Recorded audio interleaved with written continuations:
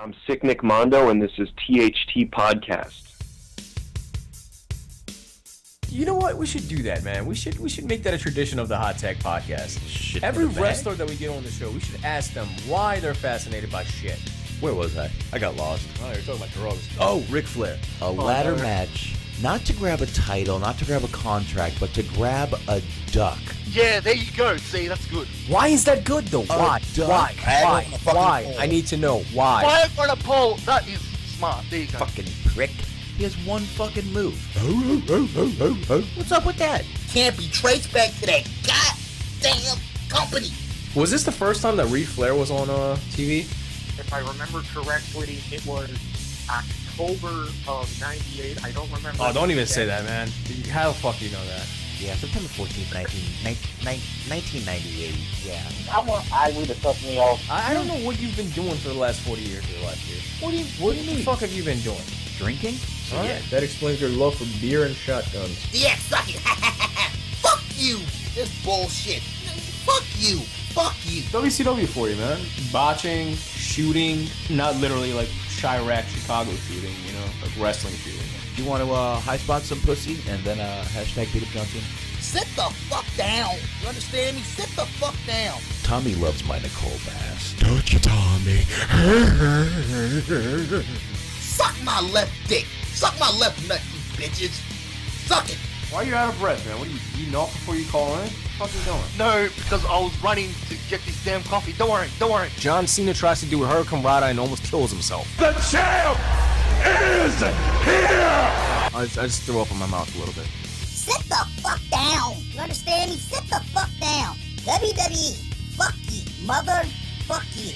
Can't be traced back to that goddamn company. This really pissed me off because it is bullshit. Vince Russo, of all people, Vince Russo is full of shit. Suck my left dick. Suck my left nut, you bitches. Suck it. Yeah, suck it.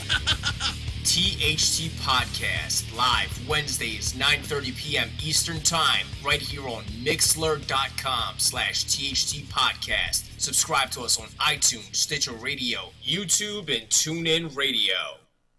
That's right. What is going on, everybody? It is Wednesday. I hope everybody had one hell of a Thanksgiving out there, you fucking savages. I know one thing. I just finished my leftovers yesterday.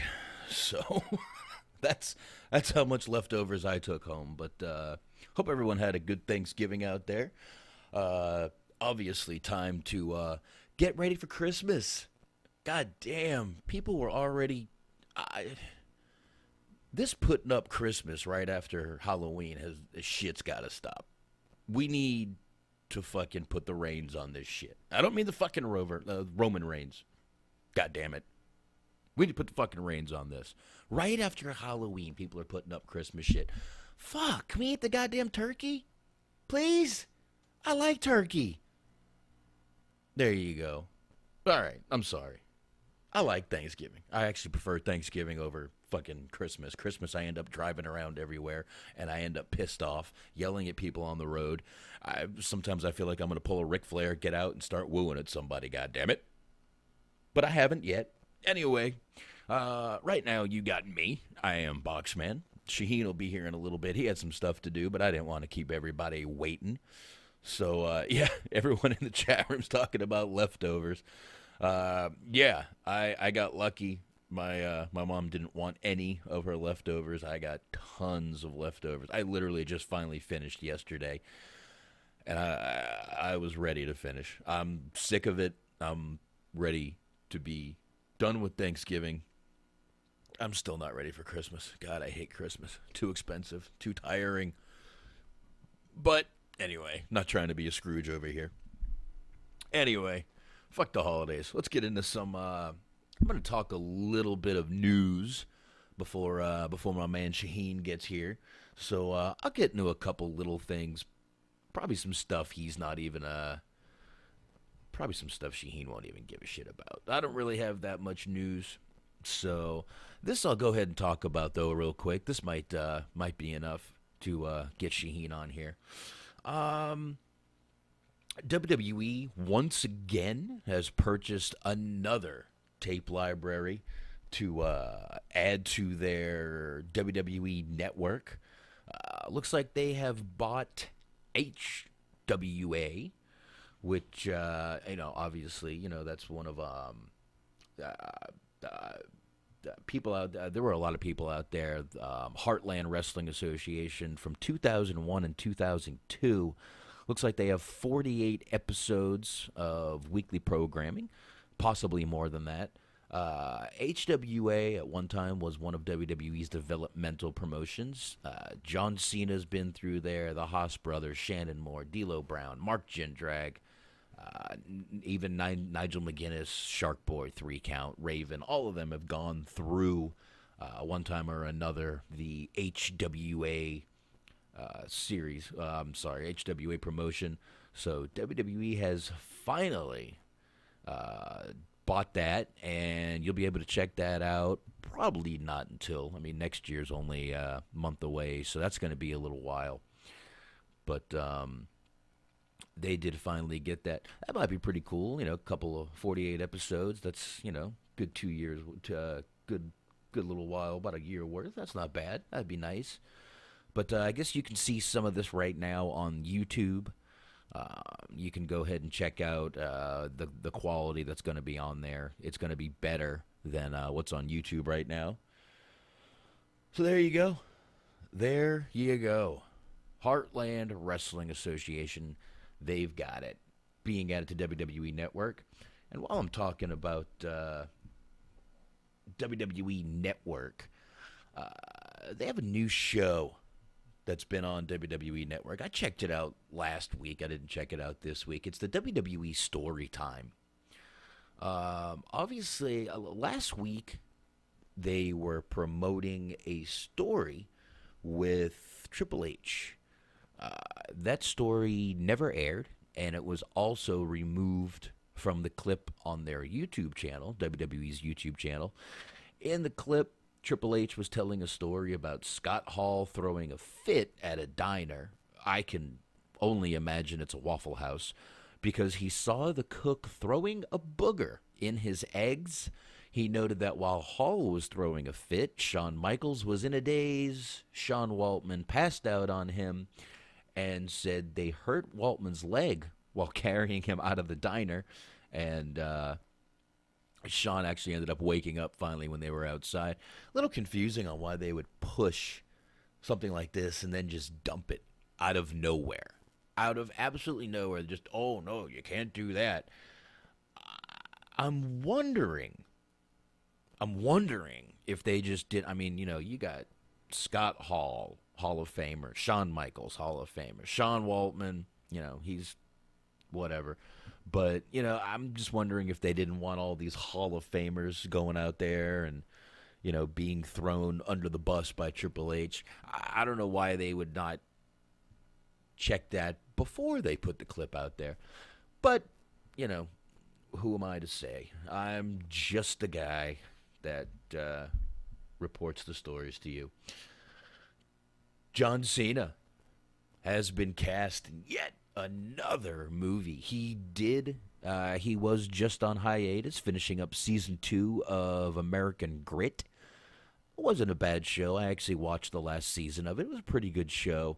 I don't believe he's the right host for it. That show needs to be hosted by an actual military person, not John Cena, a military wannabe. Supporting the military is great. I support the military. I would never take on a show like that, though. I don't know. The whole John Cena military thing, yeah, it's wonderful that he supports the military. I support the military. Everyone should support our military. They're out there fighting for everything we have. And I ain't going. I'm not going to war. I'm too old. Damn it. I'm kind of glad I'm too old for that. But anyway, I don't want to do it. I'm glad there are people out there that will.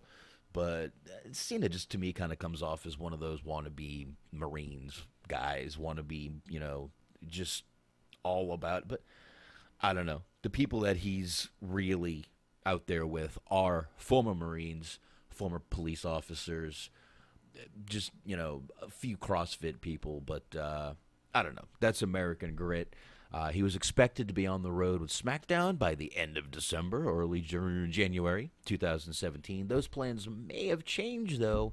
Variety is reporting John Cena has been cast in Kay Cannon's directorial debut of a movie called The Pact. The film also stars Ike Barinholtz and Leslie Mann as three parents who find out their daughters have made a pact to lose their virginities on prom night, and the three parents then rush to stop it from happening. This sounds horrible. I'm sorry. I don't even know what else to say. Besides, this just sounds fucking horrible. This sounds like such a B movie, but I don't know. I guess we'll see what happens, man. I don't know. But yeah, this movie's about, again, three fathers find out, or I guess, yeah, three parents find out their daughters made a pact to lose their virginities on prom night. Obviously, they're going to, hijinks will ensue. There will be funniness to go around. This film is going to suck. But, I don't know. John Cena seems to be doing well when he's hitting the movies right now. So, hey, good for John Cena, man. I don't know. I mean, I don't really know what else to say about that. And my last bit of news here. Hopefully Shaheen will show up soon. The B movie was pretty bad. Not that B movie.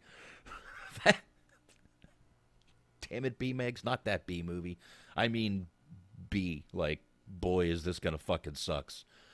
Anyway, WWE will be going to Switzerland very soon. Some people have noticed that while they are going over to, Switzerland, one person has been left off of the poster. I see Kevin Owens. I see Charlotte. I even see Sheamus. I see Sasha Banks. I see Seth Rollins, Gallows and Anderson, Roman Reigns, The New Day. I even see injured Finn Balor. But you know who I don't see? I do not see the Swiss Superman, Cesaro. Give me one sec, everybody. I think I got Shaheen here with me. What's up, dude? I have Shaheen here with me. What's up, man? You do indeed. I'm here. Yeah. All right. Good. Now I don't have to do all the talking. There you go. Running out of breath already. God damn, you're getting old. You're telling me? Holy shit. I'm not. Fucking hell, dude. I'm not really. 5-minute tap out? Yeah. Dude, I've been going for, 10 minutes? Here, let me see. You dressed like Brock Lesnar? You got the cute little tap out shorts? Bro, I've been going 13 minutes. No, Oh, come on. I'm not a fucking douchebag. What am Yeah, I- you're right. what? You only wear Zubaz Is this on the show. I'm actually wearing Zubaz right now. Oh, my God. But I don't have on an Affliction shirt. Do you have your gun on you? No, sir. Okay. No. Because, a Zubaz and a gun, that's a little too much. If you have the fanny pack on, too, that's like... No, I Ugh. don't own a fanny pack. Honestly, I don't. Really? Never did. Okay. I used to own a fanny pack, and I used to carry it around, and everybody would make fun of me. Like, all my friends would be like, what the fuck is this dude wearing? But, like, it was easy because, all right, so I used to live in the city, right? Mm-hmm. Philadelphia. When I moved to the suburbs, I would still go back and forth every weekend and, hang out with the friends. Yeah. So I used to sleep over their house and stuff, and it was just convenient to just, keep my shit in a fanny pack, keep my lighter, my cigarettes, etc., money, everything else. Mind you, this is in early 2000s, so fanny packs were very much out of the game. Ooh, yeah. So I kind of looked like a dickhead for years, and that was the running joke. I had a guy pull a knife on me out of a fanny pack. Oh, shit. Yep, old guy. On a bike. Damn. On a bike in Florida, of course. Damn. I can tell you the street name. I know right where I was. I remember this. I will never forget the day this guy pulled a knife on me. Yeah, I bet you won't. Nope. I'll never forget the day that somebody pulled a gun out on me. No, you usually don't. It's amazing the days you forget, and amazing the ones you don't. Yeah. Yep, I was We on. get, like anniversaries, birthdays. Yeah, Never forget the time somebody pulls a knife or gun on you. No. I'll tell you that much. I remember the fucking knife. It was a cheap knife too. I was really pissed off. I'm like, dude, if you kill me, I don't want to be killed by that cheap $2 knife. Yeah, I used to have a nice knife collection in middle school / high school. This kid, he used to go and like steal knives back in the day, and he would like sell to all the kids. So I had a nice collection of brass knuckles and all that stuff. And then they got confiscated by the police when there was a little quote unquote fight with a lot of us involved. And the word had got around. It was a fight between different people from different neighborhoods / schools. So they were coming to our neighborhood, and I guess somebody had called the cops beforehand. Now, mind you, I was like 14 at the time. This is years ago. Yeah, protecting your turf. Right. So back then, we cared about shit like that. piece Nowadays, it's just silly. I don't give a shit about that. Yeah. But I honestly was pissed this guy was going to try to kill me with a little shit knife. I have a very large collection of knives, too. Dude, I have knives, swords, brass knuckles, throwing stars. I got it all, dude. I've been collecting shit since I have the first knife my dad ever bought me when I was 8 years old. It's quite offensive to pull out a shitty knife on somebody. It really is. I mean, dude, could you not at least pull out something cool? He pulled out this little tiny lock blade, and I'm like, motherfucker, I'm going to fuck you up if you don't stab me with that. See, at least I had a pistol pulled on me. Yeah. Well, trust me, this guy wasn't going to pull up. Yeah, I was, you know how you're looking back and forth, and then suddenly you look again, and there's a bike? Right. That's what happened. I was turning right, making a right on red. I look back and look forth. Suddenly, I look in front of me, and there's a guy crossing on a bike. I didn't see him. I almost hit him. I didn't hit him. But he got all pissy. Blink, and there's a gun in your face, you know. Well, yeah, he got all pissy, got out of the car, and started pushing me, and I started pushing him back, and then next thing you know, he pulls a fucking knife out. I've never had an incident with road rage. Yeah. Even though I'd like to think I have road rage, unfortunately. Oh, my dad. I do really get angry. Like, I used to really have anger problems, like, back in the day when I was a teenager, I would say. Yeah, that's understandable. You know, the flicking of the lighter has significantly toned that down over the years. Pretty fucking laid back now. But there you go. No, what lays me back? What's that? A little bit of that. A little bit of the old burst. See, drinking actually does the opposite for me. Most people. That's actually why I don't drink, Boxman, because I flip out usually when I drink. So some people look. Alcohol affects everyone in different ways. Exactly. Some people get happy. Some people are miserable. Some people get depressed and cry. Some people get angry. I'm one of those angry drunks. I don't think I've had any time where I participated in drinking where I actually had a good night and didn't try to take somebody's head off. So I don't drink anymore. Yeah, I tend to get like funny and then tired and then I'm out.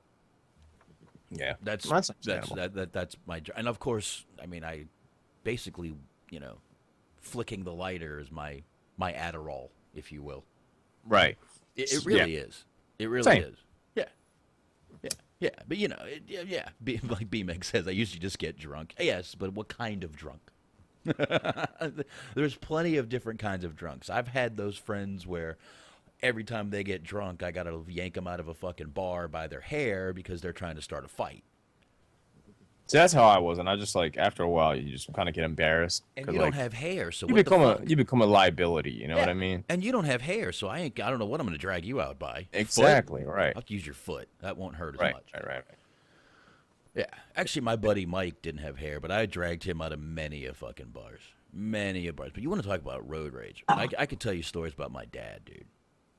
I've literally had to hold guys in their car for my dad not to kill them. Jesus.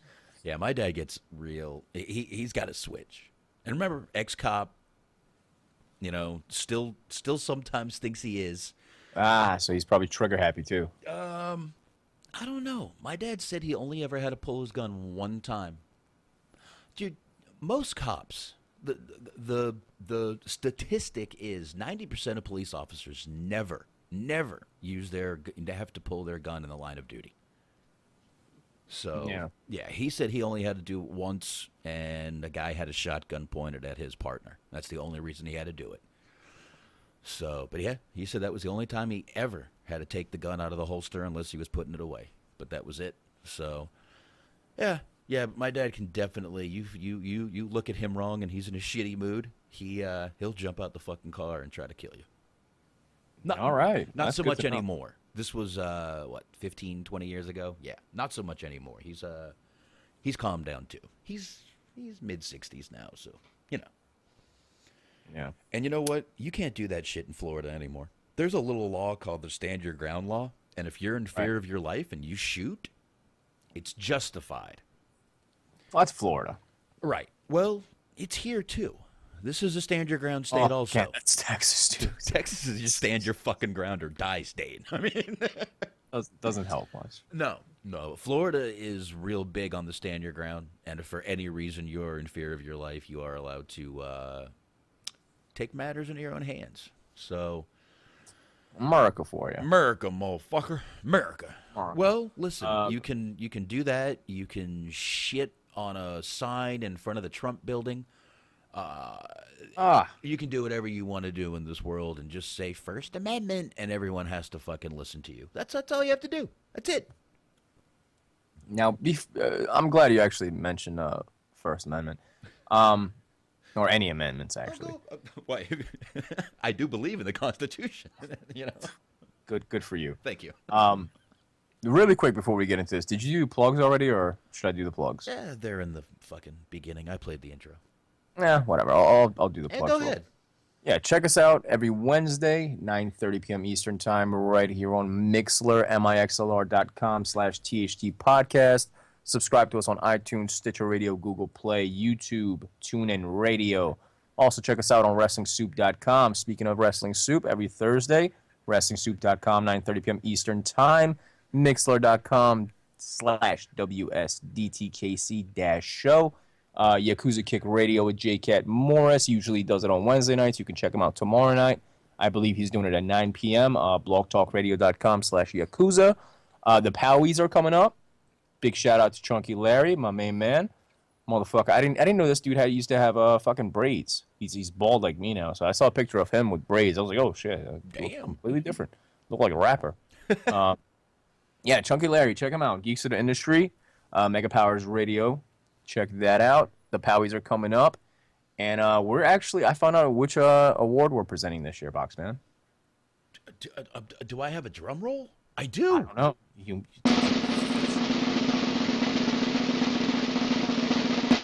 Bam! What are we doing? We are not doing the Tag Team Award this year. That's good. That's good. All right. We're actually doing the Future Endeavor Award. Oh. So whoever we think is going to be getting released, and you can go ahead and vote on that. I believe you actually closed the voting.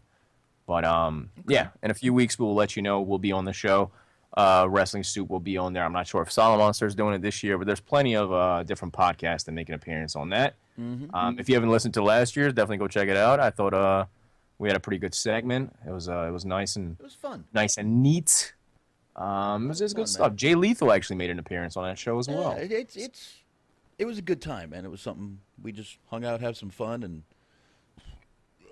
nice post by Smark there in the chat. A little bit of Mickey James boobies jiggling.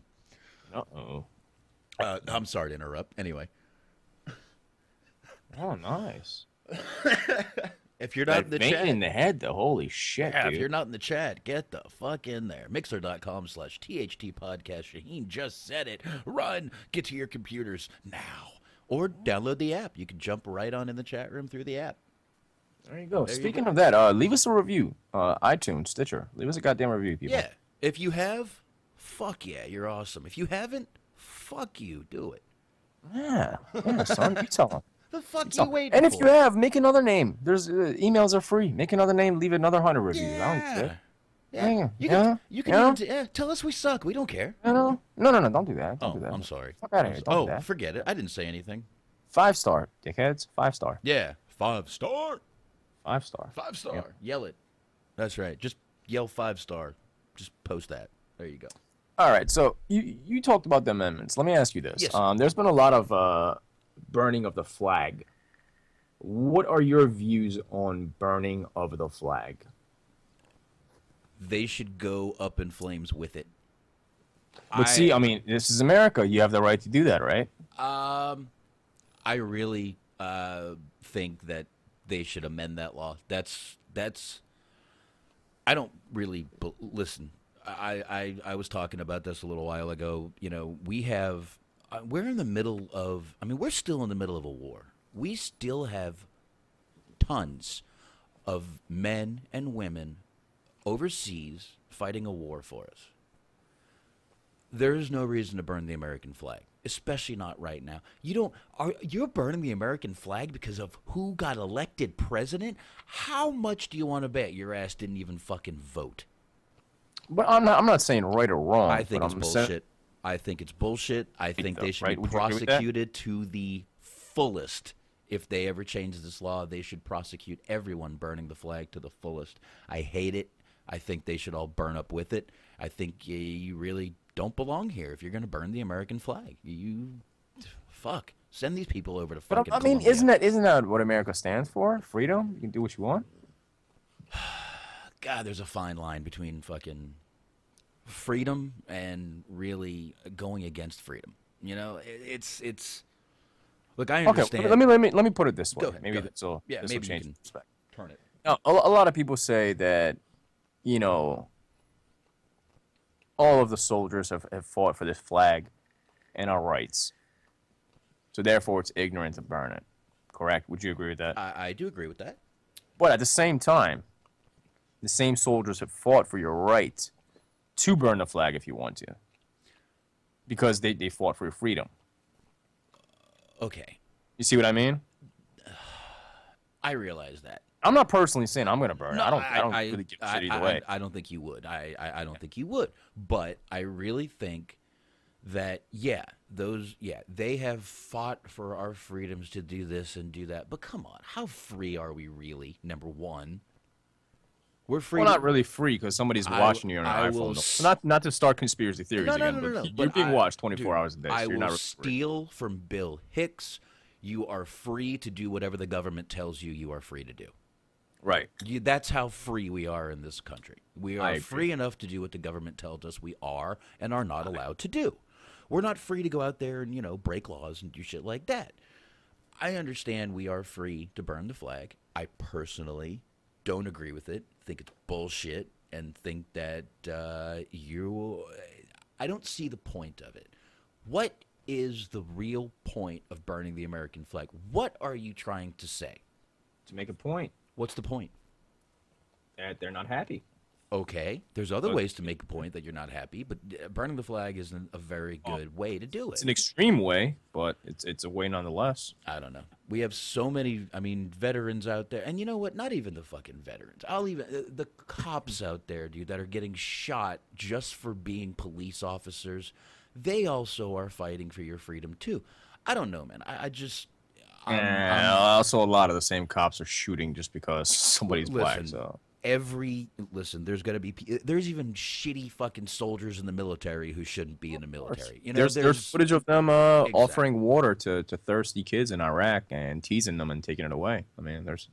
Those are dicks, and those guys should be fucking court-martialed and hung up by their fucking toes with everyone else. Yeah. But, you got good cops, you got bad cops, you got good soldiers, you got bad soldiers, you got good citizens, you got shitty citizens, you got good teachers, you got shitty teachers. And to tell you the truth, I think a lot of the shitty citizens came out after Trump got elected, and they were the ones out there protesting. But that's just my opinion. I think you're shitty people for fucking up traffic. But anyway, that's just my opinion. But yeah, do you see what I mean, though? I do. I completely see that there's definitely, there's an argument for, this is what people are fighting for, but I guarantee any veteran you ask, is this what you fought for? They will not say that they fought so you could burn the American flag that they stood and fucking at attention every day and, basically prayed to every day. It's basically what you're doing. So I don't think any of them would say that that's what they fought for.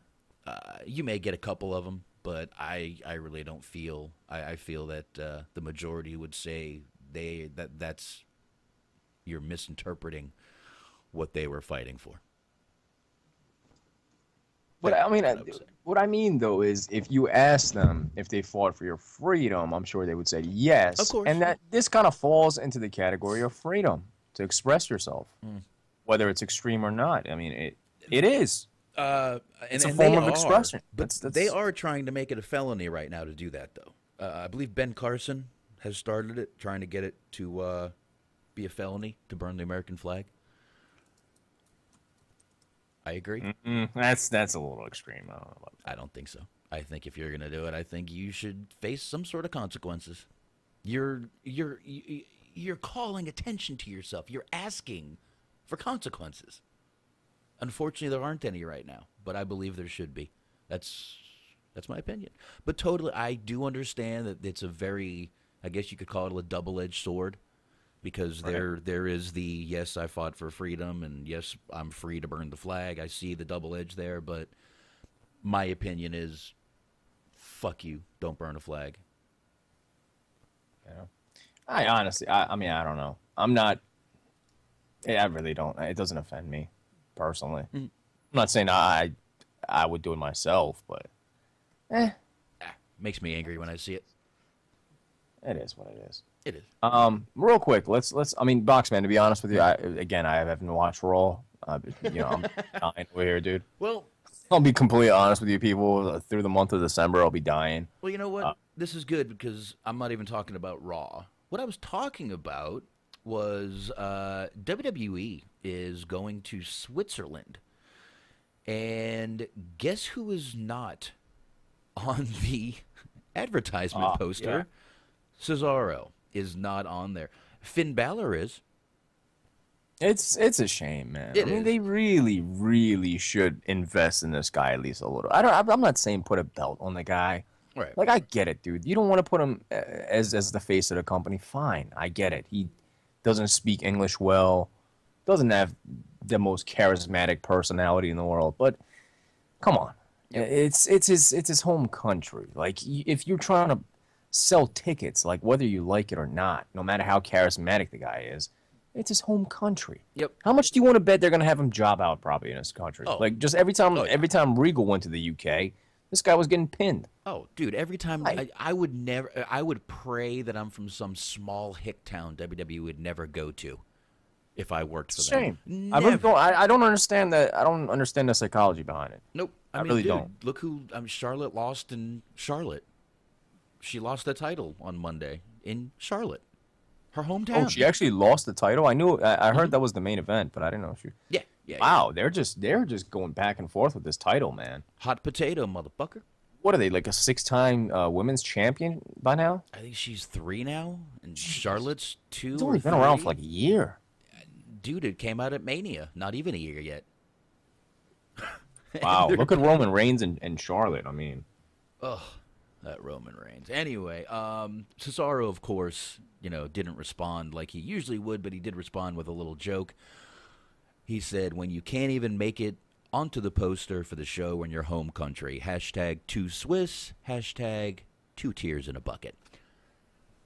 Do you think it's you think it's going to change? I mean, do you think it was an honest mistake? They forgot that they had a Swiss guy on the roster? Like, I don't understand. I really don't. And by the way, this is from Forbes. This is from Forbes.com. They've been doing a lot of wrestling lately. It says that this only came to people's, attention after Sin Cara wasn't on the poster when they went to Mexico.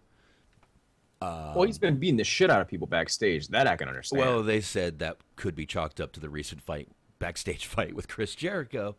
Right. But Jericho's got some pull, whether you like, think it or not. Oh, I definitely think he does. But I don't know. A lot of people, it's just one of those things everyone noticed and decided to bring up.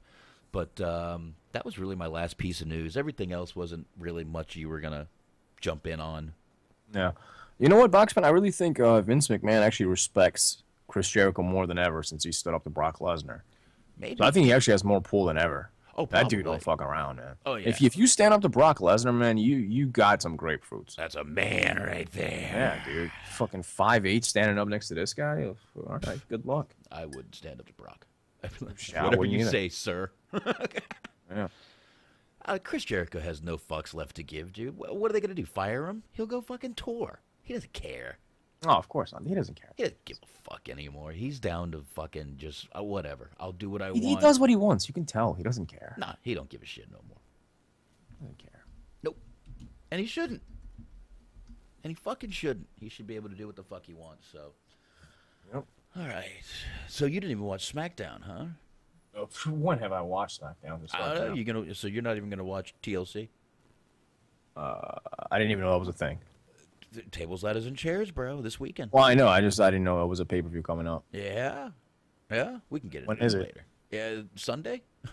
All right. It's a SmackDown pay-per-view. I'm guessing. Yeah, this Sunday. All right. Yeah, I have no idea. I haven't watched. Like I said, I watched the first episode of SmackDown. I haven't watched it since. Yeah. As much as I like AJ Styles and Ambrose, it's come on. Yeah. After Raw, dude, I barely make Raw. You think after Raw I want to watch another fucking 2-3 hours of this shit? I watched SmackDown like it. I fell asleep last night and woke up at like 10 o'clock. I fell asleep in my recliner at like 7. I woke up at 10. Dude, I just couldn't. And you know what? I enjoyed it last week. I watched Raw last week. Or was it last week? Whatever it was. Whenever we did the show 2 weeks ago. Yeah. But I don't know, man. I'm not motivated enough to keep up with it. And ironically enough, this started to become a trend as soon as they had the brand split. You know? Right. This is what they mean by sometimes a little is more than enough. Dude, I'm telling you, I can't even say a little because you give us 3 hours on Monday, so that's like you can't even say a little. That's a lot on its own. I know, and I still say if that third hour wasn't there, people would want to watch SmackDown more. But they've done a few things that are very confusing. They left the cruiserweights on SmackDown, but they're on Raw, but they're on directly after SmackDown. It's very confusing. I don't know. Did you watch that? No, I did not, but that's one show I actually will start watching. Yeah, I'll check that out. I will check that out. I really think I'm gonna just start watching Lucha Underground, NXT, and the 205. Yeah, and you know, Andre in the chat room brings up that Alexa Bliss Becky Lynch promo was abysmal. It was very awkward. It was almost like Becky was going too fast, and Alexa didn't know where to start. But hey, Alexa looks fucking great out there. And Becky looked hot too, so you know. Yeah, that Alexa Bliss is something else, man. I bet. Oh, that girl's so hot. Boxman, little quick indie recap that you can actually speak on. Huh? I saw you post the Joey Janela video. Dude, that was fucking some Lucha Underground shit, man. Yeah, dude, he's messing with this. Dude, I want to find his name because his work is amazing. He deserves the plug. He's been collaborating with this guy, this video editor, whatever he does. He actually created that video after Tournament of Survival. Did you see the original video? No, I just saw this one today, and I was like, "This is the second great. part." Yeah, this is the second part. It actually originally started with Tournament of Survival, which was a show with Zandig against Joey Janela where they fell off the rooftop. It was a follow-up video where Joey, it started out like I think in the hospital or maybe him, because he almost lost a fucking finger. He lost his pinky, so he's sitting there with his hand wrapped up and he's having thoughts about retiring. He buried his jacket and his gear at the Jersey Shore. It's real fucking cool, like they really took their time, went from location to location, and actually put time and effort into this, just like the second video.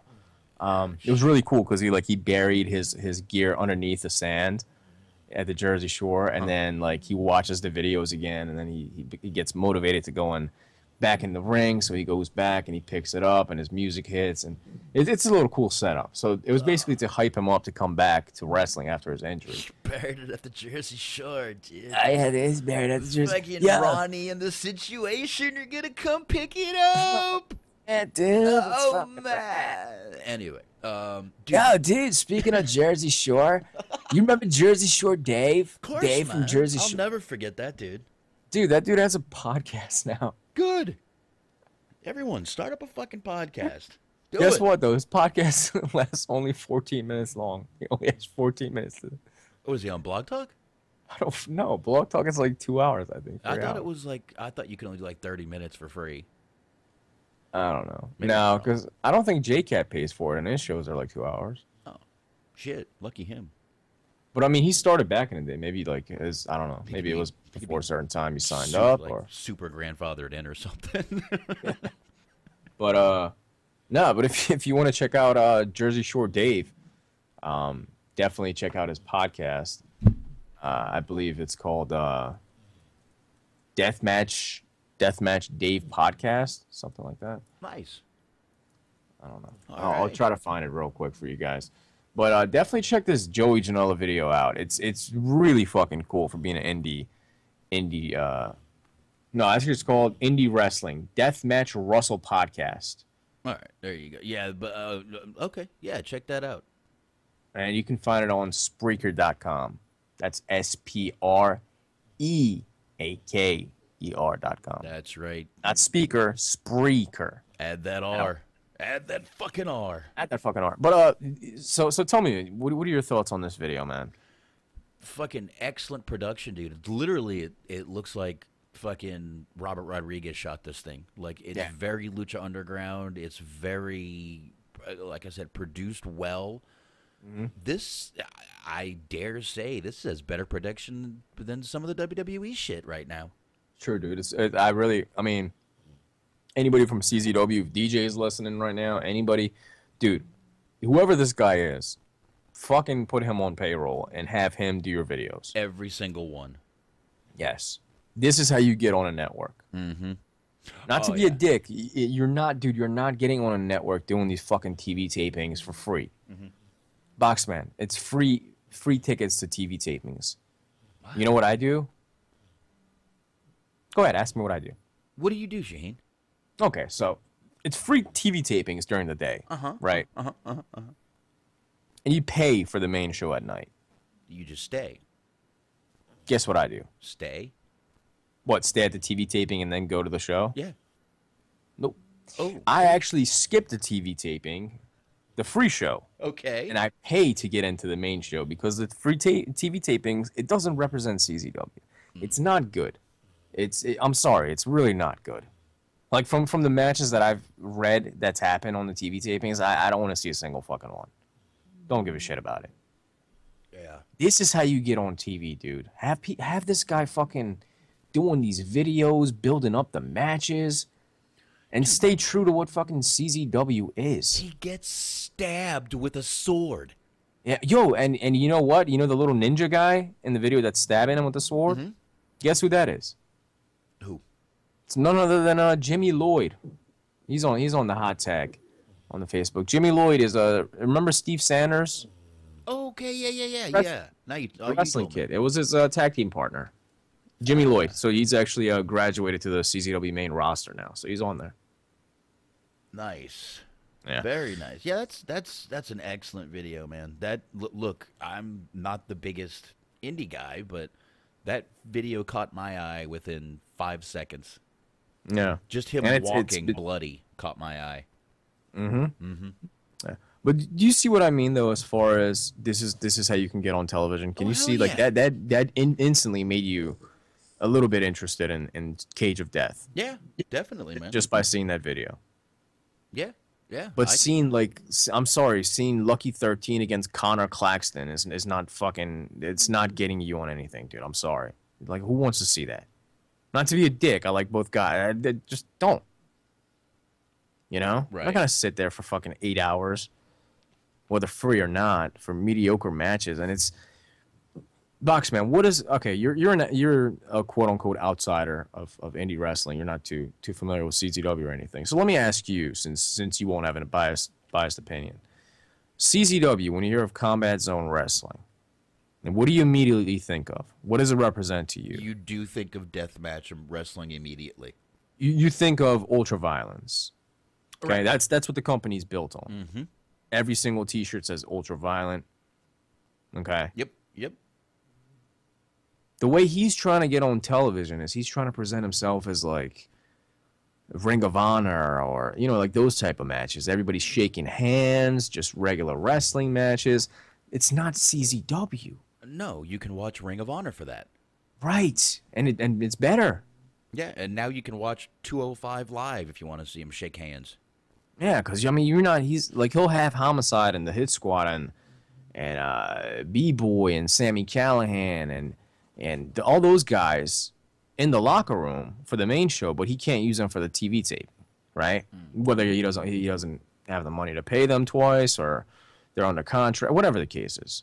So the TV tapings are very much like the mid-card CZW guys. Mm-hmm. Okay? Yeah, I'm already going to see those guys 3 hours later. I can't. Yeah, I got you. I can't. You want to get on TV, use this guy, dude. This guy's fucking phenomenal. I'm sorry, I have to find this guy's name. I will shout him out. He definitely deserves it. Anybody that, Oh, if you know who promoters, made it, wrestlers, whatever, dude, contact this guy. I'll find his name. This guy is fucking... You know who made it. Wouldn't it be on the video? I'm not sure. The other video I put, yeah, it's right here. Joey Janela. I know his name starts with a G. I forget what it is. I don't know. No, his name isn't on the page here. Yeah. I did post a very good. I think actually, I think I found it. Did you? Let me see. Oops, sorry. But Cage of Death is coming up. I'm definitely excited for that. Are you going? Of course. Okay. I want to make it easy. What's B-Megs in here saying? I think it's this guy. I think it's Giancarlo Ditamo. Sorry if I botched that name. Hey. Giancarlo Ditamo. Add him on Facebook. I hope it's this guy. Fucking Giancarlo, that motherfucker, goddammit, because he's good. Yeah. I'm pretty sure it's this guy, though. Yeah. B-Megs in the chat, by the way, is saying he's come to notice people who don't watch CZW are very critical of CZW, yet fans of CZW are very, very critical of CZW, so... I don't know. Yeah. But yeah, definitely the first thing when you hear those three letters, you do think of deathmatch wrestling. But I mean, that's probably because just if I had never heard of it, that's more not heard of it. But if you hadn't talked about it so much, that's what I would think it was, because that's what most people talk about it as being. Even though I've heard DJ talk and say it's not that anymore. We're actual wrestling. We have real matches and shit. But I don't know. It's the public perception. It's always been like, dude. It's always been like that. I know. It's public perception that really matters. There's always been wrestling in CZW. Like I know. the fucking Briscoe brothers. That's where they came. They were like 16 regular wrestlers. B-Boy, Trent Acid, Nick Burke, all those guys are just regular ass fucking wrestlers. Yeah, of course you had your Nate Hatred and Wife Beater and Sick Nick Mondo, Nick Gage, Lobo Zan. Yeah, of course you had your hardcore guys, but you also had a lot of wrestler. Ruckus, fucking amazing. I played Nick Mondo's liner before the show. Yeah, Ruckus is still going at it. Dude is fucking nice wrestler, not deathmatch guy, wrestler. That's always been part of the formula. That's never changed. That's nothing new. Smart is I don't know, man. I get it. They're not going to be able to put Cage of Death on television. I get it, but don't try to change your product. You know what though? Why not? People would watch it on television. People would. Well, I mean, it's harder to get on. But honestly, this is my point, though, Boxman. Who gives a fuck about television? I know, but how It's much? 2016. Exactly, but how much more brutal is Cage of Death than a UFC match? No more. No more brutal. I've seen probably worse in a UFC match than I'll ever see in a fucking wrestling match. death match or not. Yeah, I don't know. I've seen some pretty bad injuries in UFC. I guess with the light tubes and stuff, it's, Yeah, well, I mean, that's just risking yourself for asbestos. True. Mesothelioma and shit. They should get rid of the mercury. I don't know why they don't just fucking get rid of it. 'Cause that's what makes the shit light up, dude. What do you think it is? A bunch of fucking little... No, I'm saying when they're using it. You'd have to break it first. Dude, I'm sure there's a fucking tool they can just chop the top off and get rid of it. Oh, you could use a wet saw, chop the top off and dump it, but they're not going to do that shit. There you go. Well, they got a bunch of fucking wrestlers being trained. It's part of paying dues. They could have them do that. Setting up the ring, buddy? Okay, well, we got 4,000 light tubes to be empty. You better start now, motherfucker. Yeah. We're going to be here got all a couple night. hot dogs for you. You know? And you don't get to use the microwave until you're done with 1,000. Then you can use the microwave. But what I'm saying is, like, he's trying to change the product, right? I mean, he has a core audience. It's the same fucking 300 people showing up to the same show. It's the same people buying the DVDs. It's the same people. You need those people. If you try to sell out on those people and they stop showing up, what are you gonna do? You know what I mean? Yeah, you're gonna drown. All right. And I really think like CZW could, even on YouTube, dude, do a fucking TV show on YouTube. Why not? YouTube gets as many views as television shows now. Who gives a shit? Most of the and dude, Netflix, Hulu. I mean, they have their own app. You know, make it part of the network. Dude, I have the network. Fucking Make it part of that. Yeah, and Netflix right now is fucking killing it, dude. They're giving everybody fucking deals. David Chappelle 3-show deal. Hell yeah. Oh yeah, that's gonna be nice. That's gonna be fucking awesome. I can't wait to see some of that shit, man. Can't fucking wait. Yeah. I don't know, man. I mean, ultraviolence will never go away in CZW. That's for sure, because they need it. Otherwise, it's not CZW. That's what they're known for. Yeah. Yeah. Forever. I agree. I heard Cage of Death. I'm definitely excited about it. It's gonna be good, man. Joey Janela in the Cage of Death for the first time. This guy though, man, he's gonna fucking kill himself, dude. This guy, it's another fucking 2 years knocked off his career instantly from Cage of Death. Yeah. He's a maniac, man. Have you seen this guy? Yeah. Yeah. I don't know, man. It looks like it's gonna be pretty fucking crazy to me. Dude, Janela, man, I'm telling you, Boxman, this guy is gonna be a fucking star. I've been saying it for 2 years straight, man. This guy's gonna be a fucking star. You have been saying it. I have heard you say it before. Fuck, he's gonna be amazing. I hope so, man. If there's anybody that I could compare to Trent Acid of today, it would be Janela. Guy's getting a name for himself, man. He's definitely in the past, I'd say, year and a half. I've heard his name a lot. Yeah, we had the first time we had him on the show was when we first started. That was before he even got into CZW, I believe. Mm-hmm. Because we were talking about like PWS and when he was doing the fucking the Starman gimmick. Yeah. This is like probably 2.5 years ago now. Yeah, we were talking about the Starman thing because I couldn't believe it was him. Yeah, it was him. Yeah, he was the guy that showed up to Raw and got kicked out. Yep. But yeah, dude. I mean, he's definitely doing his thing. He was actually just in England, France, wrestling over there. So. Oh, nice. Getting his name out there, man. Chris Dickinson, same thing, same tour. So. Yeah, he's getting good shit. A lot of the guys we talked to, a year or two ago, are just starting to really make a name for themselves, man. It's kind of cool. I want to see Lucha Underground give Homicide a chance because he was supposed to go there in the first season. Yeah. He just got injured. Yeah. Homicide is definitely a guy I'd like to see up there. And Low Key. I think Low Key could fit right in. Yeah, I think he could too. That Hitman gimmick could fit right in over there, man. Yeah, exactly. That's what I'm saying. He's doing the Hitman gimmick right now, which was like a Japan-only thing. But I saw some pictures of him coming down as Hitman a couple weeks ago, actually. I saw some pictures. Might have been last weekend. Last week's a blur.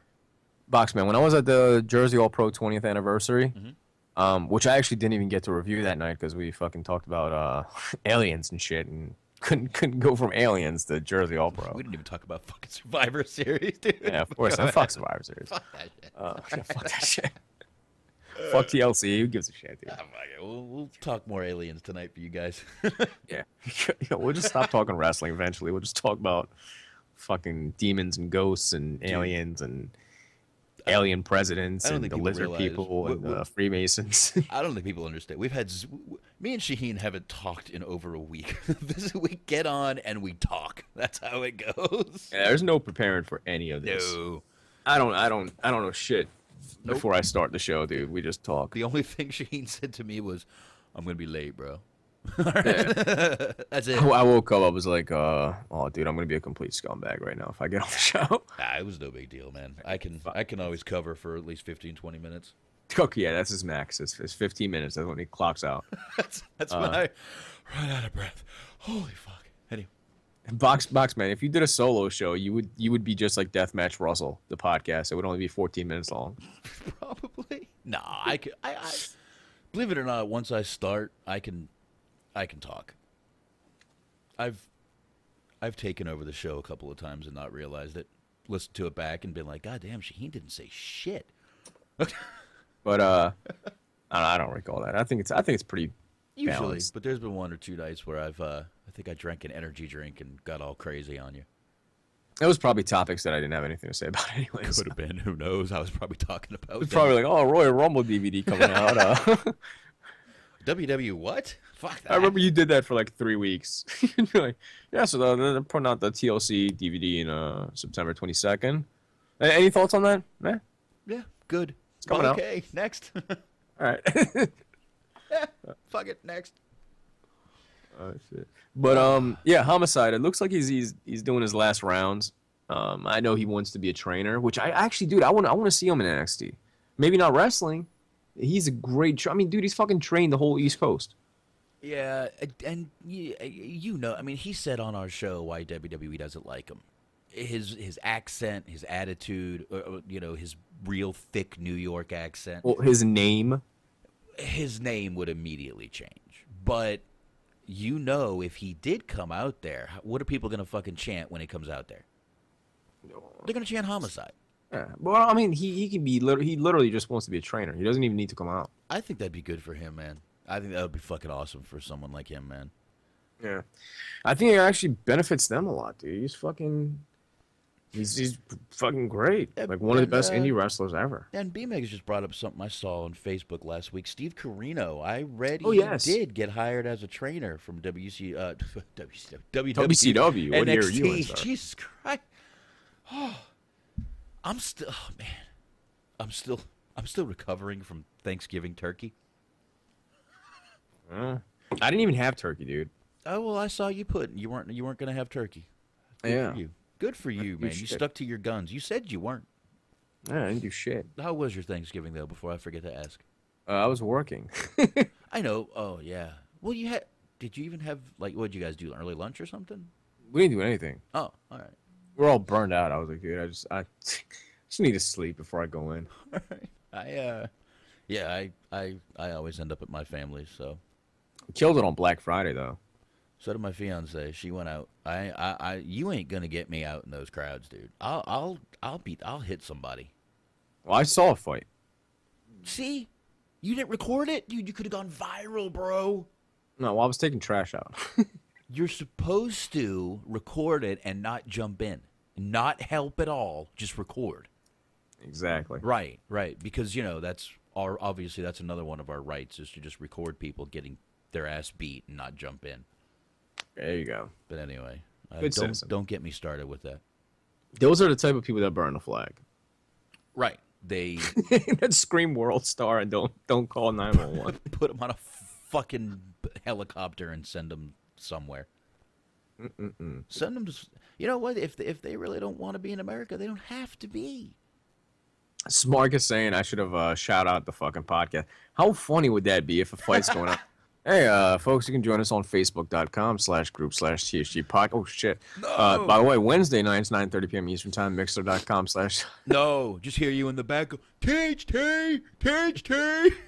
It'd be better if I actually plugged the whole thing. It would be, but that would be funny, too. I don't care. Hot take. No, what it was, I think because it was a teenager that tried to attack an old lady. But I think he was mentally handicapped. Well, what are you going to do? But it was scary nonetheless. Yeah, Because he just came out of nowhere and like tried to attack her, and I'm like, oh, Yeah. whoa, dude. Yeah, my girl goes out on Black Friday.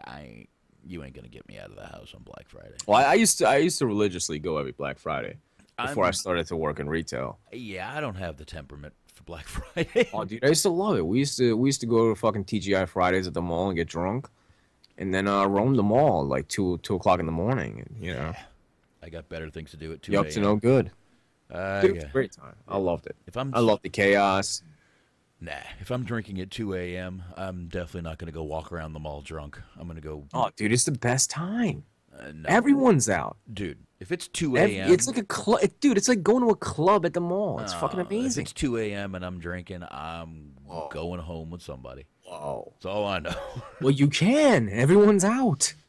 I can't handle Black That's what I'm Friday. saying. It's like a club, dude. I can't handle it, dude. I've never been out on a Black Friday. I do not do that shit. You're insane. Nope. I know my temperament. I know one person touches me, I'm just going to turn around and elbow him. I've done it at concerts. I know what I do. Yeah. I'll just swing around. I'm gonna start pistol whipping people, pistol whipping babies in the middle of Kmart. Oh, no, I wouldn't do that. Dude, have you ever seen the one where the fucking lady takes a toy out of a kid's hand? I'd kill that. Oh, yeah, I've seen that. I would knock that bitch down. Yeah. What a Piece of shit. That's what she is.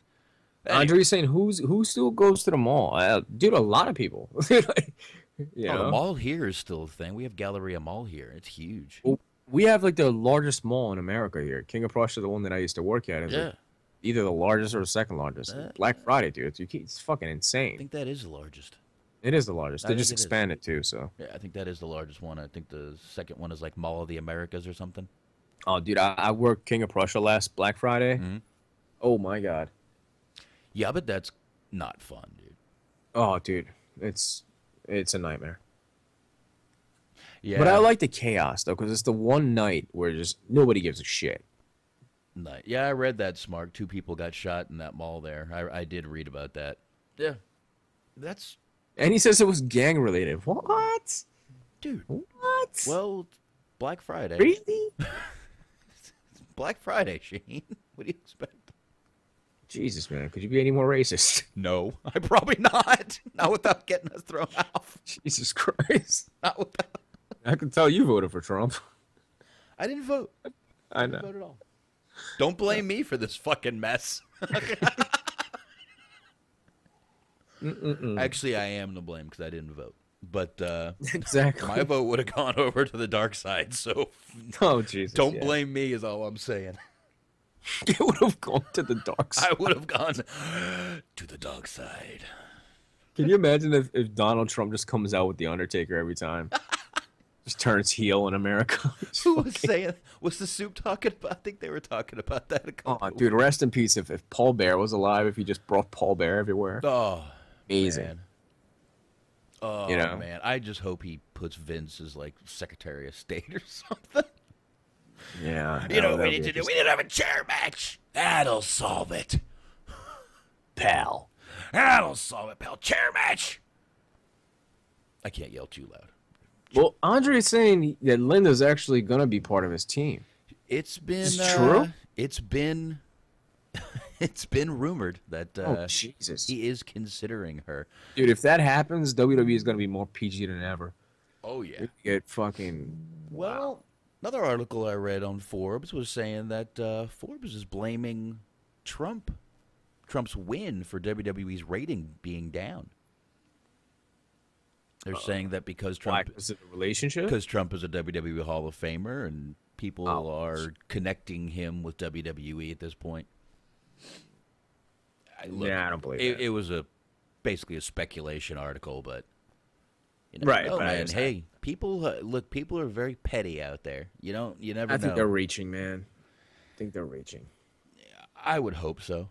I really would. That's petty. Although WWE is a petty company in themselves, but anyway, that's neither here nor there. Yeah, but Steve Corino, I think he's definitely going to have a lot to contribute, and they can learn a lot from him. Yeah. Steve Corino, that guy's fucking... He's great on the mic. Been around for Really a good on the long time. Yeah, he's cut some. I've heard some of his promos, some of his old promos. They're good shit. Great. I mean, all except for good commentator. Yeah, even if they want to use him for that for one day, I you mean, know, we could leave the thumb and the bum part out, but there you go. Well, we can also leave out who's the guy on SmackDown? Don't even know his name, for God's sake. Oh, not Byron. David Otunga. Yeah, let's leave that guy out. Useless. Useless. Yes, replace him with Carino, please, Jesus. Just replace. Replace him with a fucking laptop for all I care. Yeah. You know what? Don't replace him. I listened to him just one time on SmackDown, and I was like, wow, this guy is worthless. And JBL just basically is a piece of shit to him the whole show, which I understand. But Blame the guy. I mean, no, I can't. But people are listening, man. Why are you He basically said to him, well, the only reason you're here is because we're hoping your wife's going to come out one day. Holy shit, you just said that on air. Do you really say that? Yes. I mean, that's the way I feel about it, but, you know, damn JBL. Wow. Take it easy, man. Have you ever watched any of the Homicide and Steve Corino matches? Since we're talking about both of them. No, the last Homicide match I've seen recently was him and CM Punk in a strip bar. Okay. That's been that made its rounds over the weekend on Facebook.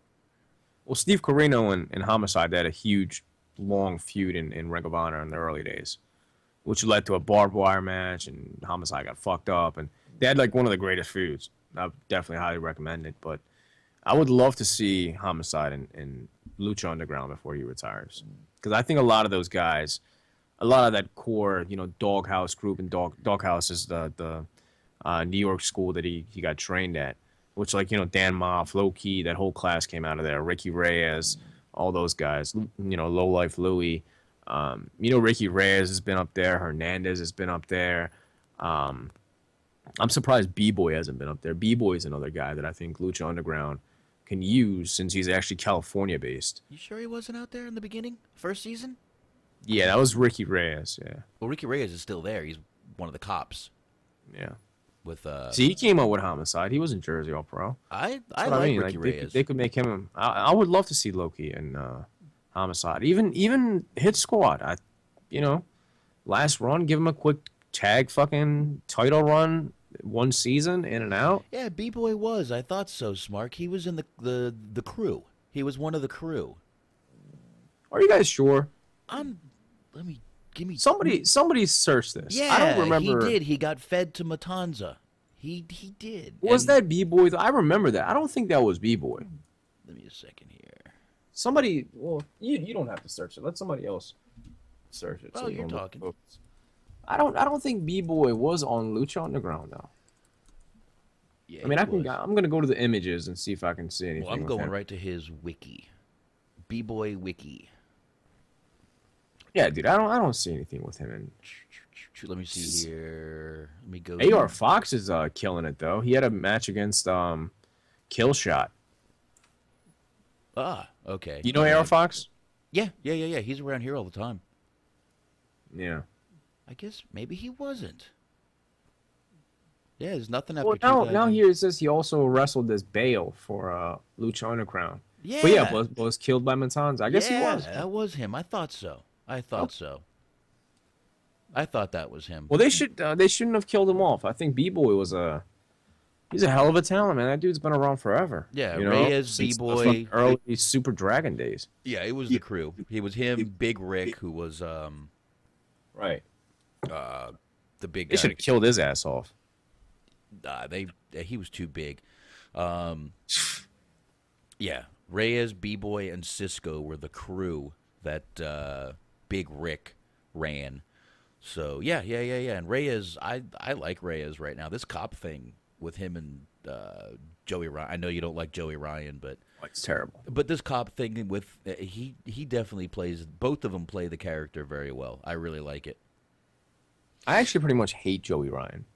I know, but you know what? On Lucha I'm Underground, confident in saying that. But on Lucha Underground, he's not the. I know. I hate what he's doing to wrestling. All the it just. He's got a porn contract. He has to do moves with his cock and other women's vaginas. It's what he has to do. It's weird, dude. I'm not a big fan of it. I like Joey Ryan. I really think he plays his part well. He plays the scummy cop very well. Yeah. Speaking of scummy cops, I would love to see Team Tremendous in Lucha Underground. That's kind of their gimmick. They're like these like silly fake cops, detectives. You know nah, you probably won't know. But yeah, they one of them was actually Bill. He was in NXT back in the day. As Bill Carr, I think is his name. doesn't You remember sound- him? He kind of looks like the Boss Man. Doesn't Like a sound bigger familiar. version of Big Boss Man. Nah, it doesn't sound very familiar to me. Yeah, those guys are really good though. Team Tremendous. I would love to see them in Lucha Underground. I mean, Lucha Underground is. Has Sami Callihan wrestled there yet? Yes. I remember watching the teaser for him. I don't recall him coming in. Yeah, he's doing some stuff with Ivelisse. God, that girl is so fucking sexy. He's doing some stuff with Ivelisse. That's good, man. Good for Sammy. Sammy's Dude, good for Yeah, Sammy. I hated seeing him leave CZW on a regular basis because of Lucha Underground, but that guy, I mean, he has a lot of balls for stepping away from WWE, and you know. Yeah, and you know what? Speaking of balls, I want to say Lucha Underground. Let's not speak of balls. Well, you know what? Lucha Underground pulled up their fucking balls and made a woman their champ. Not their woman's champ. Nah, Their I wasn't champ. a fan. Sexy Star is a good one to do it with, man. They've been definitely booking her to do something like this since season 1. Yeah, They've had her going up against the best of the best and pulling out victories however she can. So, I don't know. I got no problem with it. This is such a different promotion that whatever they do, I can pretty much roll with, go with the flow of them. But I don't know. The dog right now is showing me his ass, so I'm confused. But I don't know. I mean, she lost it in a week, which is fine. Yeah, you know. It was great for them, though, dude. It was everywhere that she won. I want to see Pentagon get the title. Oh, you will. Definitely. I mean, I'm sure we will, but he's dude, that guy is amazing. He definitely will. I hope to see him soon on the East Coast somewhere. Never know, man. He's been going around lately, so and fuck, Lucha Underground is starting a tour, so yeah, you may get them out that way when here or there. Well, I got Drago and Arrow Boy at Jersey All Pro. That's a good surprise right there. Yeah, they were pretty good, man. Aerostar. Yeah, that dude came in with the flamethrower and the whole gimmick. It was nice. It was good. They went against EYFBO. Good shit. Speaking of EY, Oh, we need to set you a date, Shaheen. January. I'll do it anytime. All right. January. We'll talk about it next year. Smark, he's mentioning Paul London. I did hear about Paul London coming to Lucha Underground. I guess he's the leader of a cult of drug addicts. That Have you seen Paul London? no, but it sounds like Paul London. Well, it was last week's episode. I haven't seen it yet, but is he actually under the name of Paul London? Because it'd be kind of silly to bring him under anything else. I don't know. I haven't. I'm missing last week's and the week before, so Yeah. I'm not sure. And Okay. according to Smark, he is using Paul London. Good. I'm really happy with AR Fox being there, though, man. AR Fox is, I mean, the whole porn thing aside from that, the guy, amazing talent. I just, Look, I guess you do what you got to do to eat. I don't know. I don't know, man. I'm not getting my booty loosed out. Dude, I'm sorry. I'll stay. I'll pick up an hungry. extra shift. I'll stay hungry. I'll just starve. I'll starve. Yeah. Nothing against it if that's your thing, just not for me. No. It's just not my thing. Exactly. Exactly. Right. But right. each his own. Mm-hmm. Yeah, Arrow Fox will be nice. I would love to see dream match right here. I would love to see Sabu and Pentagon go at it before Sabu completely retires, because he's had this hip replacement surgery now, so he might be coming back. He says he feels better than ever. So Yeah, I keep seeing but he's still asking for more help. I saw he still has. Come on, dude. Well, I saw it Stop wasn't it. actually it wasn't him. It was The genie? Genie, Melissa Coates, was posting it everywhere. That Come on, man. he's still looking for it. So I guess they're still working together, right? I think they're going out. Are they? Yeah, I guess. She ain't bad. Ugh. She got the big fake boobs I like. That's a huge bitch. I like the big fake Ugh. boobies. Dude, she's gross. Looks like a dude. I would just play with the big fake boobies for a while. I'd be fine. I'd rather play with my own tits than her. That's I'm how going to much leave that alone. I am going to leave that alone. I think we should change the subject. It just shows you how much I don't care about. She's gross, dude. She is gross. I barely even remembered her, but Well, search a picture. I have. I have. Okay, yeah, okay. She's got some good and bad ones. Yeah. Yeah. Depends Well, on I'm sure she was finer like back in the day. Mm-hmm. She's like 50 something now, dude. Yeah, she's a little and still jacked as hell. Exactly. It's gross. A little weird at that age, but whatever. It's gross. She's in good shape. Yeah. Oh, I agree with that. Yeah, we'll leave it at that. There you go, sir. Yeah. Nick Gage is out. Is he hurt or what happened? What happened? Apparently, I mean, I'm just guessing, just speculating. From what I hear, he's not going to be a Cage of Death, so don't expect that. I know that's what everybody's expecting. Probably not happening. I don't think he's allowed to wrestle. He just got out of jail. I think there's probably some restrictions. Probably some probation restrictions on him. Might be. That would be my guess. Because otherwise, why wouldn't you use him for Cage of Death? Your biggest show, he gets released right before it if you want to sell out Nick Gage wrestling. They haven't announced it. I don't see it. And I've talked to some other people. I don't want to mention names, but they've said that he's not going to be at the show.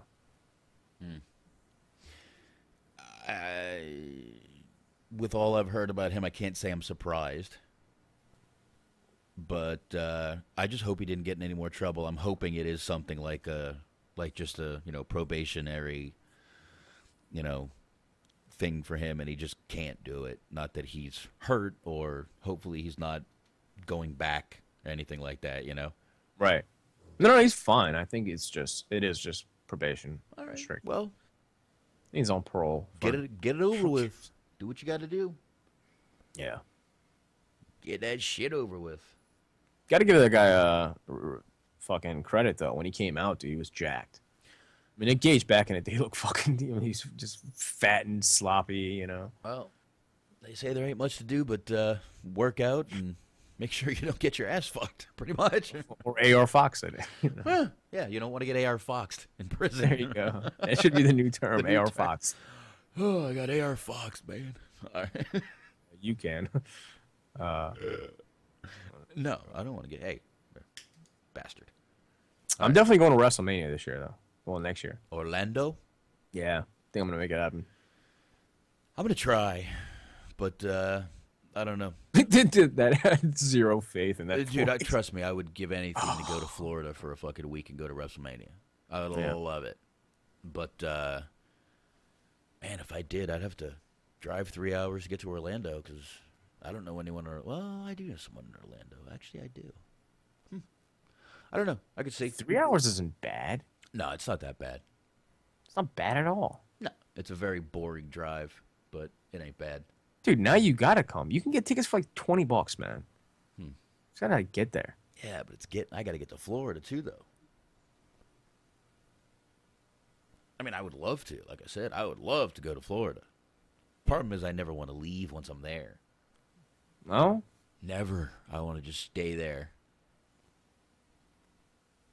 True that. Fucking warm weather and shit. Pretty sure I'd want to leave as soon as I step in there, though. Once I see alligators and fucking all kinds of weird shit. They don't fuck with you, dude. Don't fuck with them. No, I won't be. Nah, you don't mess with them. I don't fuck you know with who them. gets bit by alligators? Dumbasses who fuck with alligators and dogs. What, like ZZ? Yeah.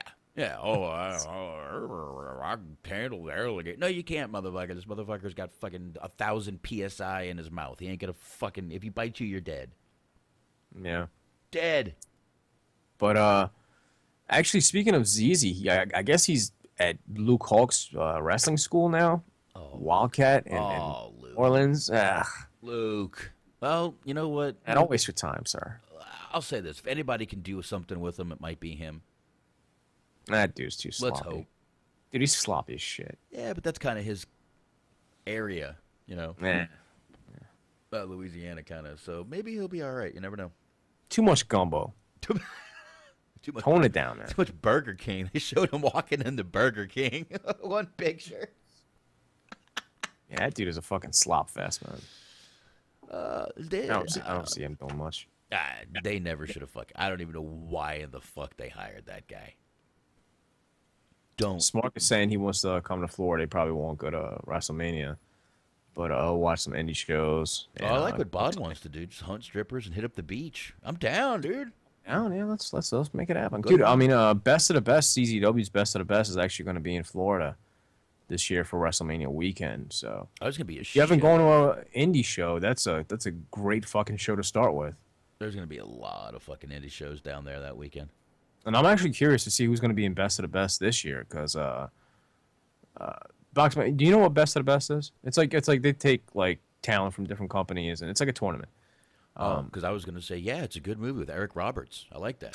Best of the Best, yeah, good movie. Yeah. But it's good because in a way I was kind of disappointed to hear that it's in Florida, because obviously it's based out of Philly, New Jersey, and it's like, dude, these are your fans. They've been going to all the Best of the Best. It's always been relatively in the same area, and then you change it up. You basically steal that show from the fans that used to go every month. Now that I'm actually probably going, but so it doesn't really matter for me. At the same time, I do think it's kind of shitty, but I get why they're doing it, because they're gonna have a lot of people in town that they don't have to fly in anymore. You know what I mean? Like, they can use a Ricochet at Best of the Best. He'll be in town. They can use a lot of guys like that. They can use like a Aerostar or whatever, somebody that they probably didn't have the money to fly in from California. But hey, what do you know? They're in Florida right now this weekend. Hey, what are you doing? Saturday night, the night before WrestleMania. Are you booked? Let's Best of the Best. Let's make it happen. There you go. So I think that'll be it's probably going to be one of the better ones, at least over the past few years. So it'll be nice. I'm curious to see who's going to be in there. Ricochet is somebody that I think you're going to see, because if you remember when we were watching that CZW show, the last WrestleMania, he made an appearance. Mm-hmm. Ricochet was there. Yep. He even talked. Yeah. So I think you're going to see it. Yeah. He spoke and everything. There you go. Yeah. Good shit. There's like 5 Best of the Best. God damn it! I remember 1 and 2. That's all I remember. What, movies? Yeah, they do. I know. Yeah. Bodden's in here talking. Yeah, they do kill off Travis in the second one. I know. That's where Eric Roberts have to come in and save whatever that guy is. Yeah. Yeah, they kill off not Sean Penn. Chris Penn. Rest in peace, Chris Penn. Let's talk about Goldberg for a little bit, since we didn't do a Survivor Series recap. Yeah. What are your thoughts over that match? First of all, did you have an issue with it being 3 seconds long? And also, since he's in the Royal Rumble, do you think that this guy is going to be getting the title anytime soon? I don't know. I guess we'll start with the first question. I knew Goldberg was injured. It had been announced, so I kind of figured that's why they laid the match out the way they did. Obviously, they were making the match so they could get more out of Goldberg than the one match. So, did I have a problem with it? In the beginning, I was like, what the fuck just happened?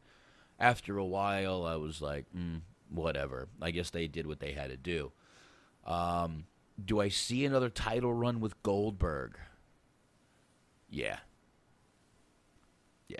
I think WWE will throw the title on him, even if it's just for a week, 2 weeks, a month. Yeah, I think they're going to throw the title back on him. I wouldn't doubt if Goldberg is in a WWE Studios movie coming up, too. I wouldn't doubt that either. I actually don't think they're going to give him the title. If they do, it'll be after Mania. I don't think it's happening before Mania.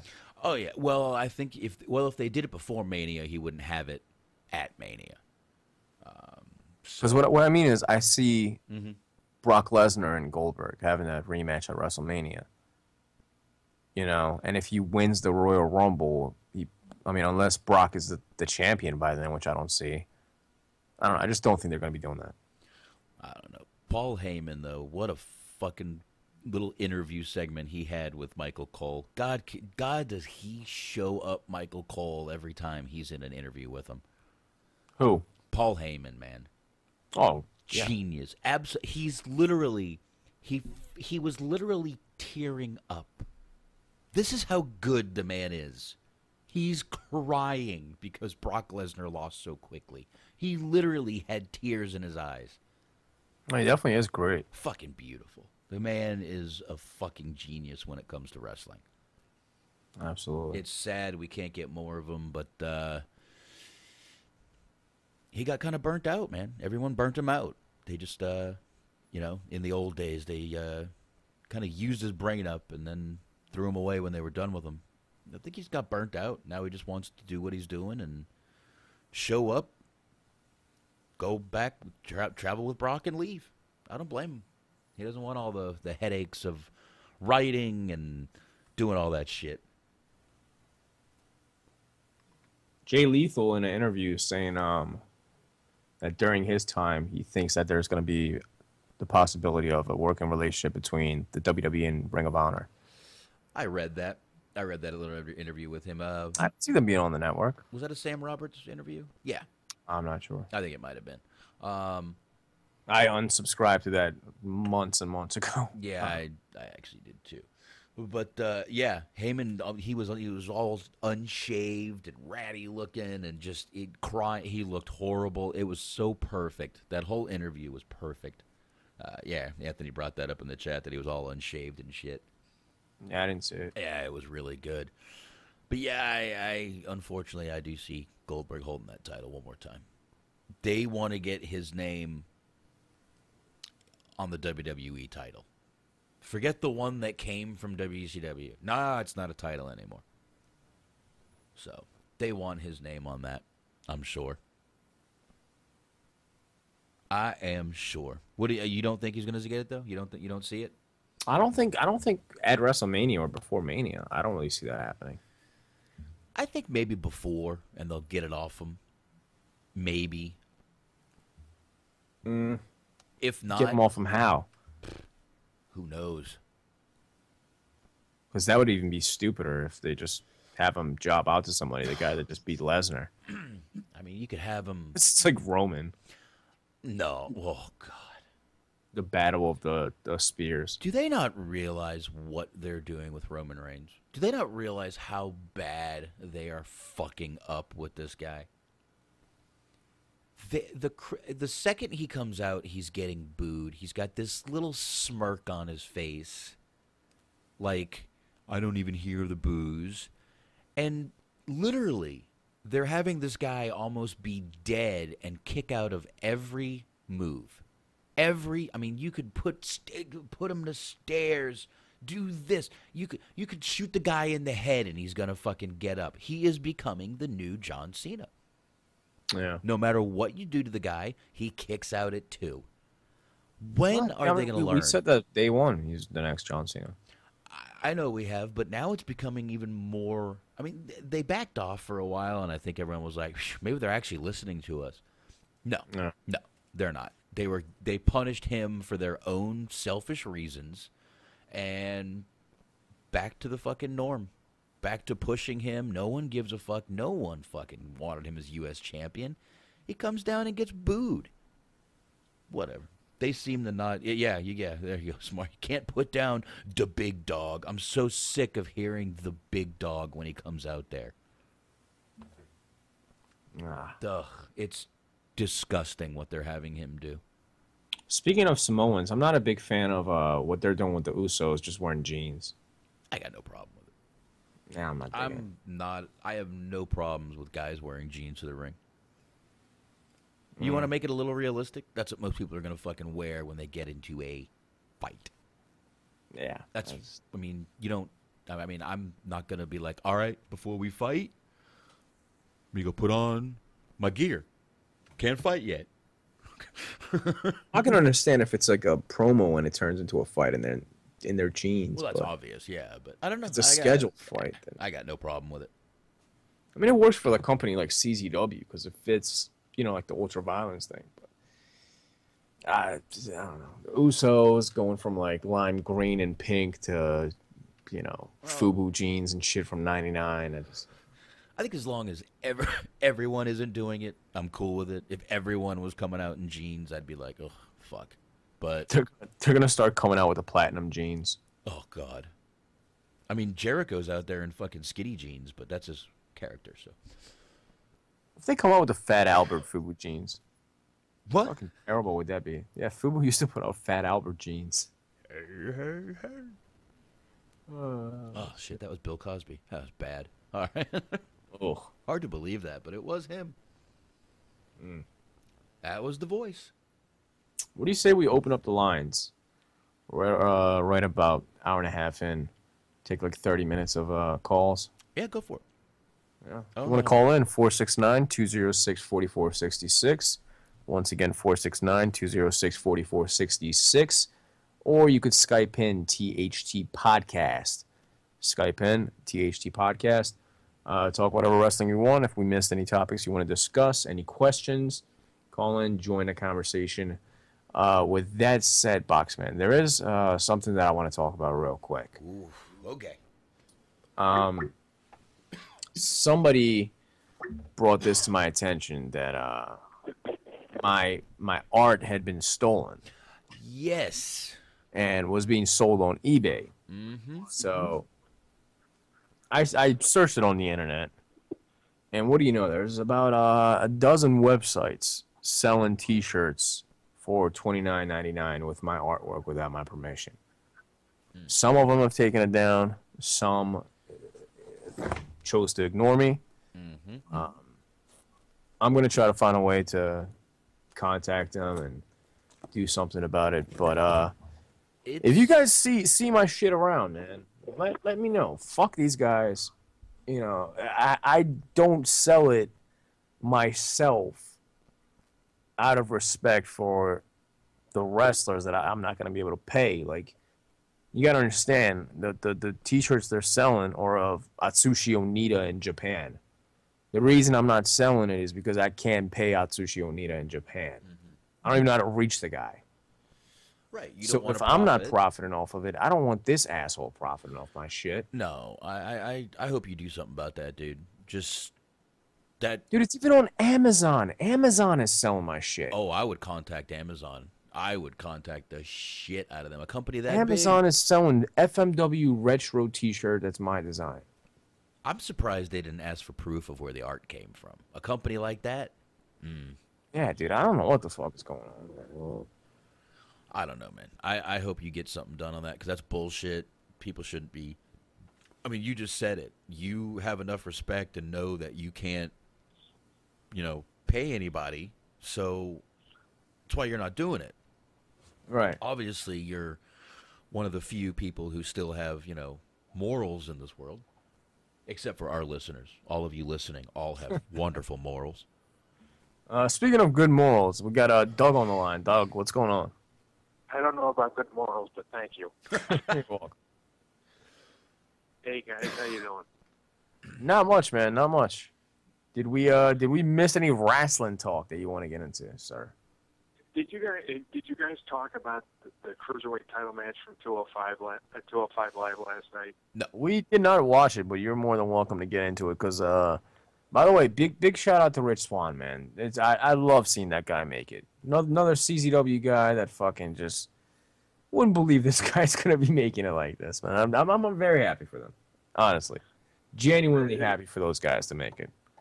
It was a fantastic match, let me tell you. I bet. And I went, to be honest with you, I was surprised that they only let Kendrick, have like a month. Well, I was surprised, but I wasn't surprised that, Kendrick's reign ended in a month. But I really think that they wanted to give this show some kind of real big attention. That's why they had the title change in the first show. Mm-hmm. So, I mean, that's the only reason I can think of that they would put the belt on Rich Swann. Although, to be honest with you, I like Rich Swann, and happy that he's, succeeding. Very entertaining guy. This from the second he comes out, he's entertaining, which not a lot of people are anymore. So, yeah, I actually like him. He actually cut a pretty good promo on Raw too. Mm-hmm. Boxman, I don't know if you saw it or not, but I actually like the promo that he cut on Raw. Yeah, I like the guy. I really think, like I said, from the time he steps around the fucking curtain, he's entertaining me the whole time. Yeah. Yeah, and I know Shaheen's definitely put him over, time and time again. So, definitely. You know what, Kendrick, I really don't think he was as over as they expected. And they saw how much this guy has charisma. So why not pass the torch? I'm sure Kendrick is going to get another run. They don't have too many guys. I don't think Grand Metalik is getting it in a month. They only have so many guys. And TJP, whatever. I really think they're going to try to build up Tony Nese and Drew Gulak. Yeah, well, at least Tony Nese. Yeah. Yeah, I mean, Gulak, dude, that's another guy that I'm even more invested in than Rich Swann, because literally I'd see this guy every fucking month, Well, he's from Philly, isn't he? Yeah, he's a CZW guy. He got trained at CZW. I mean, you can go to the first years of CZW and see him as a little kid in the fucking crowd. You know what I mean? Yeah. So it's very, very surreal. I know for some people that were going to CZW even more back in the day, like, J-Cat, obviously, was there for the whole John Moxley CZW run. I wasn't attending shows then, so it wasn't as weird for me to see that. I have seen John Moxley at other shows, but I never saw him in CZW. But not that I can recall anyway. But for guys like J-Cat or guys that used to go every show for years and years, I'm sure it's probably the craziest thing to see Dean Ambrose get that title run. But for me, Drew Gulak and Rich Swann are probably the first ones that really, made it out there, that I got the chance to see more than once, almost, see dozens of times. So. And have probably actually, spoken to one-on-one. Yeah, all the time, yeah. Yeah, which, it's kind of, it's kind of cool when you've even spoke to someone. I mean, you can't be like, yeah, fucking great friend, but shit, you can say you've talked to him. That's a good thing.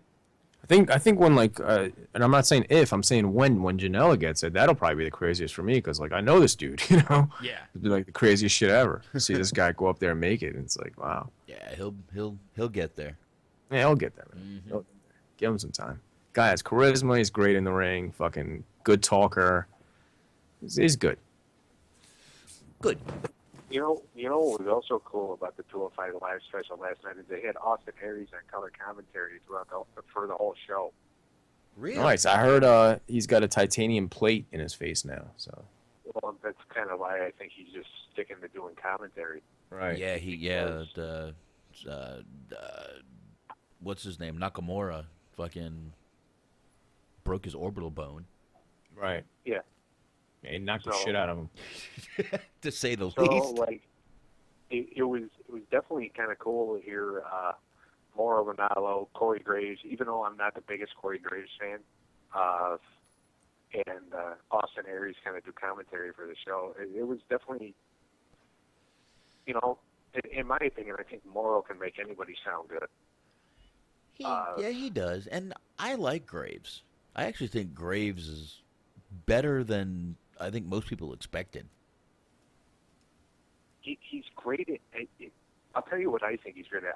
He's great at making you not like him, because he is a heel commentator, and he does it perfectly. He's like a more likable Miz. He's just a little more likable than the Miz. Except, and then they put the camera on him, and you see his hair is 6 feet high, and you're like, what the fuck, dude? You're a dick. But I think I do like Corey Graves. I think it was I think I've been saying for a while they need to do that. They keep saying that they're geared towards the younger generation, but you got these fucking old guys out there fucking announcing and doing shit in the ring. Who the fuck wants to see, Jerry Lawler out there fandangoing? That's why it died, because you had a 60-year-old guy out there trying to make something cool. No. And Michael Cole is the fucking god damn, would he put the cooler on anything cool? No, he'll melt everything. Yeah. To steal a phrase from my brother, this is a phrase my brother uses all the time. My brother uses all the time. Michael Cole is just straight ass cheeks. Straight ass cheeks, yep. Straight buns. Yeah, and it's just like, because to be honest with you, well, I've never liked Michael Cole. That's why, like back, so many years ago when Michael Cole and Taz were doing the commentary on SmackDown. That's the one thing, even though SmackDown was probably like the better in-ring product, I think, at the time, I couldn't stand Michael Cole on commentary.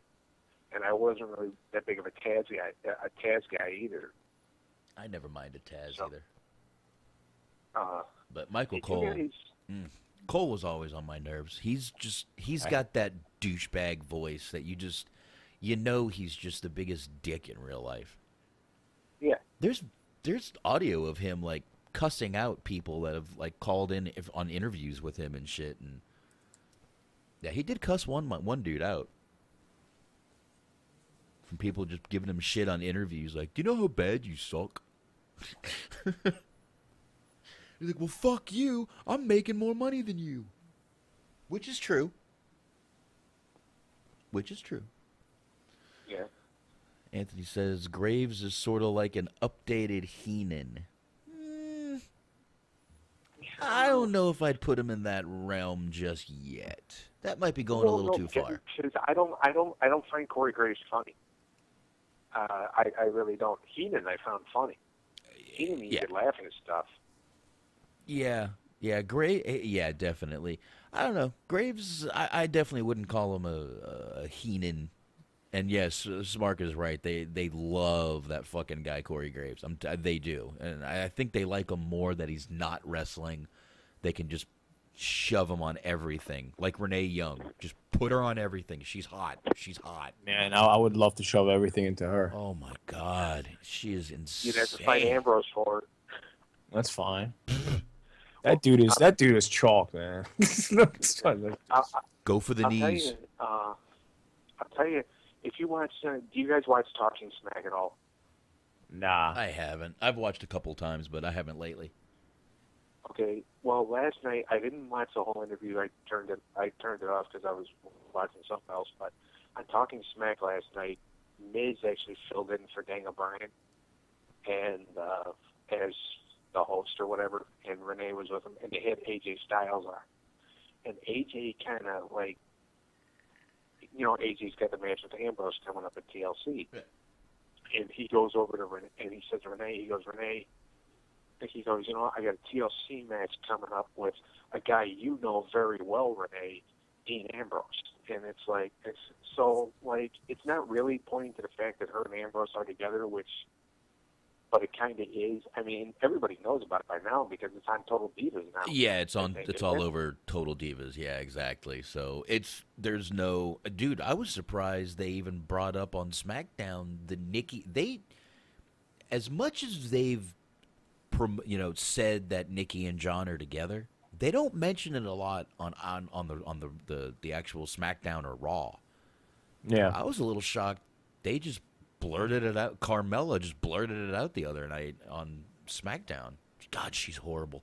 But I was shocked that she just did that. I'm like, damn, are they letting these chicks shoot a little bit? Let me ask you guys this. I just saw that it's rumored. Well, obviously, Nakamura is going to be facing Samoa Joe when they go to Osaka, Japan. Knowing WWE, they'll probably have Nakamura lose and not get the title. But if he doesn't get the title, it's rumored that the next feud for Samoa Joe will be against Bobby Roode for the Royal Rumble weekend for NXT TakeOver. Cool. Now, just personal opinion. If you read the spoilers, then you know that's because they had the spoilers up. They did the tapings earlier. Well, it all depends on if Nakamura is going to win or not. Well, yeah, but Bobby Roode technically, and I don't mean to spoil anything for anybody, but Bobby Roode technically now is going to be the number one contender. Right. So either Bobby Roode is going to be against Nakamura, I guess, or Samoa Joe. But Right. if he is against Samoa Joe, I think they should have Samoa Joe just drop the belts next night, show up at Royal Rumble. You know, that's a nice way to debut him. Not in his hometown. That's the thing. That's the thing, is that would be the ideal thing to do. Since when is WWE been ideal lately? Well, hopefully they have some common sense. Yeah, okay. They don't. They don't. While Boxman is dropping on the floor laughing, Common sense. I'll just say this: Vince McMahon right now is basically he is doing what he is. He is right now. He's doing what he accused a lot of the old school promoters back in the day. You know, during the territories in the '80s and all that. Right. What he accused them of doing, and that's he's not evolving. I think with the times. Yeah, you can't adapt.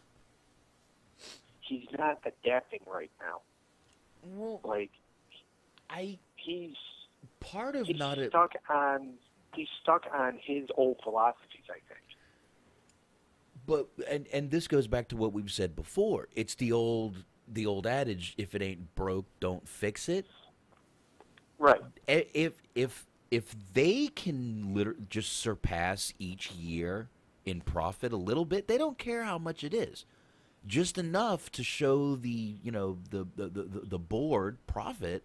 That's all they need to do, and that's going to be right there. Okay, well, we made money with this formula. Let's keep it up. Keep it up. I don't think he wants to evolve. I don't think he thinks he has to evolve, and I think that's part of the problem. But I still say, when Vince is gone, nothing's going to change. Nothing is going to change. I don't see it. No, because Stephanie's going to take over, and Stephanie is basically Vince Jr. Yep. Obviously with a better ass. Well, yeah, I was going to say without the dick, but much bigger tits. All right. But it's all the same. Basically, Yeah, I mean, this goes back. When a while ago we were talking about this, and I said, if you really think there's going to be change, watch what SmackDown used to be when Stephanie was writing it. You think there's going to be change? That show is damn near unwatchable. Some people even would say it was unwatchable. So it ain't going to change, dude. It's going to be the same shit over and over, and you're going to still have the same, if it ain't broke, don't fix it. Fucking, why reinvent the wheel? And that's what it's just going to be. Well, no, to be honest with you, I actually find SmackDown more watchable than Raw. Now I do. Right now I do. But, well, yeah. 2 hours is much easier to get through anyway. Well, I'm looking more forward to TLC than I am Roadblock End of the Line, or whatever the hell they're calling it, which is the pay-per-view 2 weeks after TLC. Yeah. Okay. I'm looking more forward to TLC because, to be honest with you, the thing I'm looking forward to the most, besides Ambrose and Styles, is the Wyatts versus Heath and Rhino. Because I like Bray Wyatt and Randy Orton as a team. I think it's working right now. It's so odd it does work. It really does. I thought it was the dumbest thing in the world. Sheen, you know anything about this? Right with you. I have no clue. Randy Orton has joined the Wyatts, sort of. Obviously, I mean. Oh yeah, I saw that on Survivor Series. I mean, it's weird. I don't like it. It was the first week. I was like, "This is gonna suck," but it's oddly working. I guess that's how I would put it. It's oddly working. I mean, the little thing they did last night, the little promo they cut in the back, was actually good. He was, getting in, Harper's face, and he basically said Harper was nothing. Randy did, but I'm liking those two together, and I did not think I would. So I don't know. SmackDown's been great. I didn't think I would either. Yeah, and SmackDown's good. Oh my God! The more I can see Alexa Bliss's ass, the happier I am. There you go. Are you looking, Boxman? Are you looking forward to Alexa Bliss versus Becky Lynch in a tables match on Sunday. Do you think that that's a good move? They're really putting a lot into Alexa Bliss right now, obviously. So do you think she's going over? She may.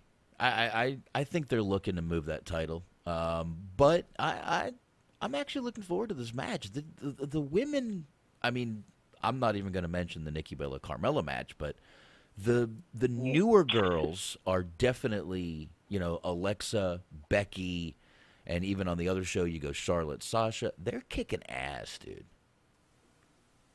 They're kicking ass, and they're actually getting storylines, blow-off matches, actually time on TV. Fuck, Raw had a goddamn another women's main event.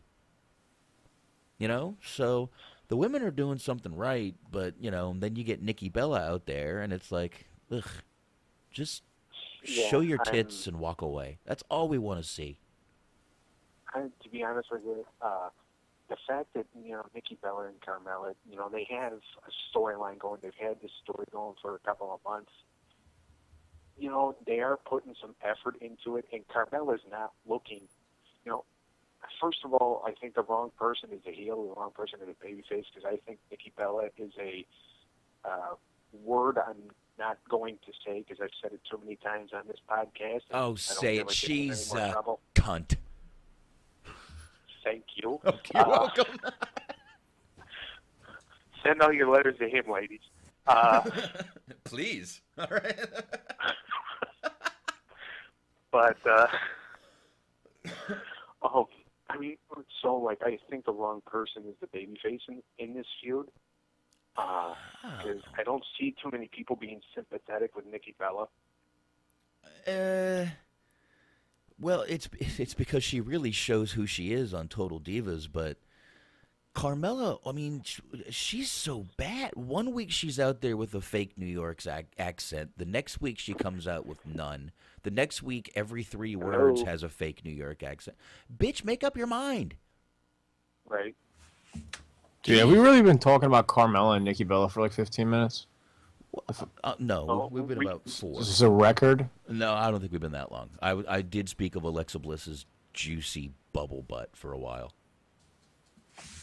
I could talk about that forever. That girl is really hot. Did you guys hear about Ryback? Oh, what's he doing?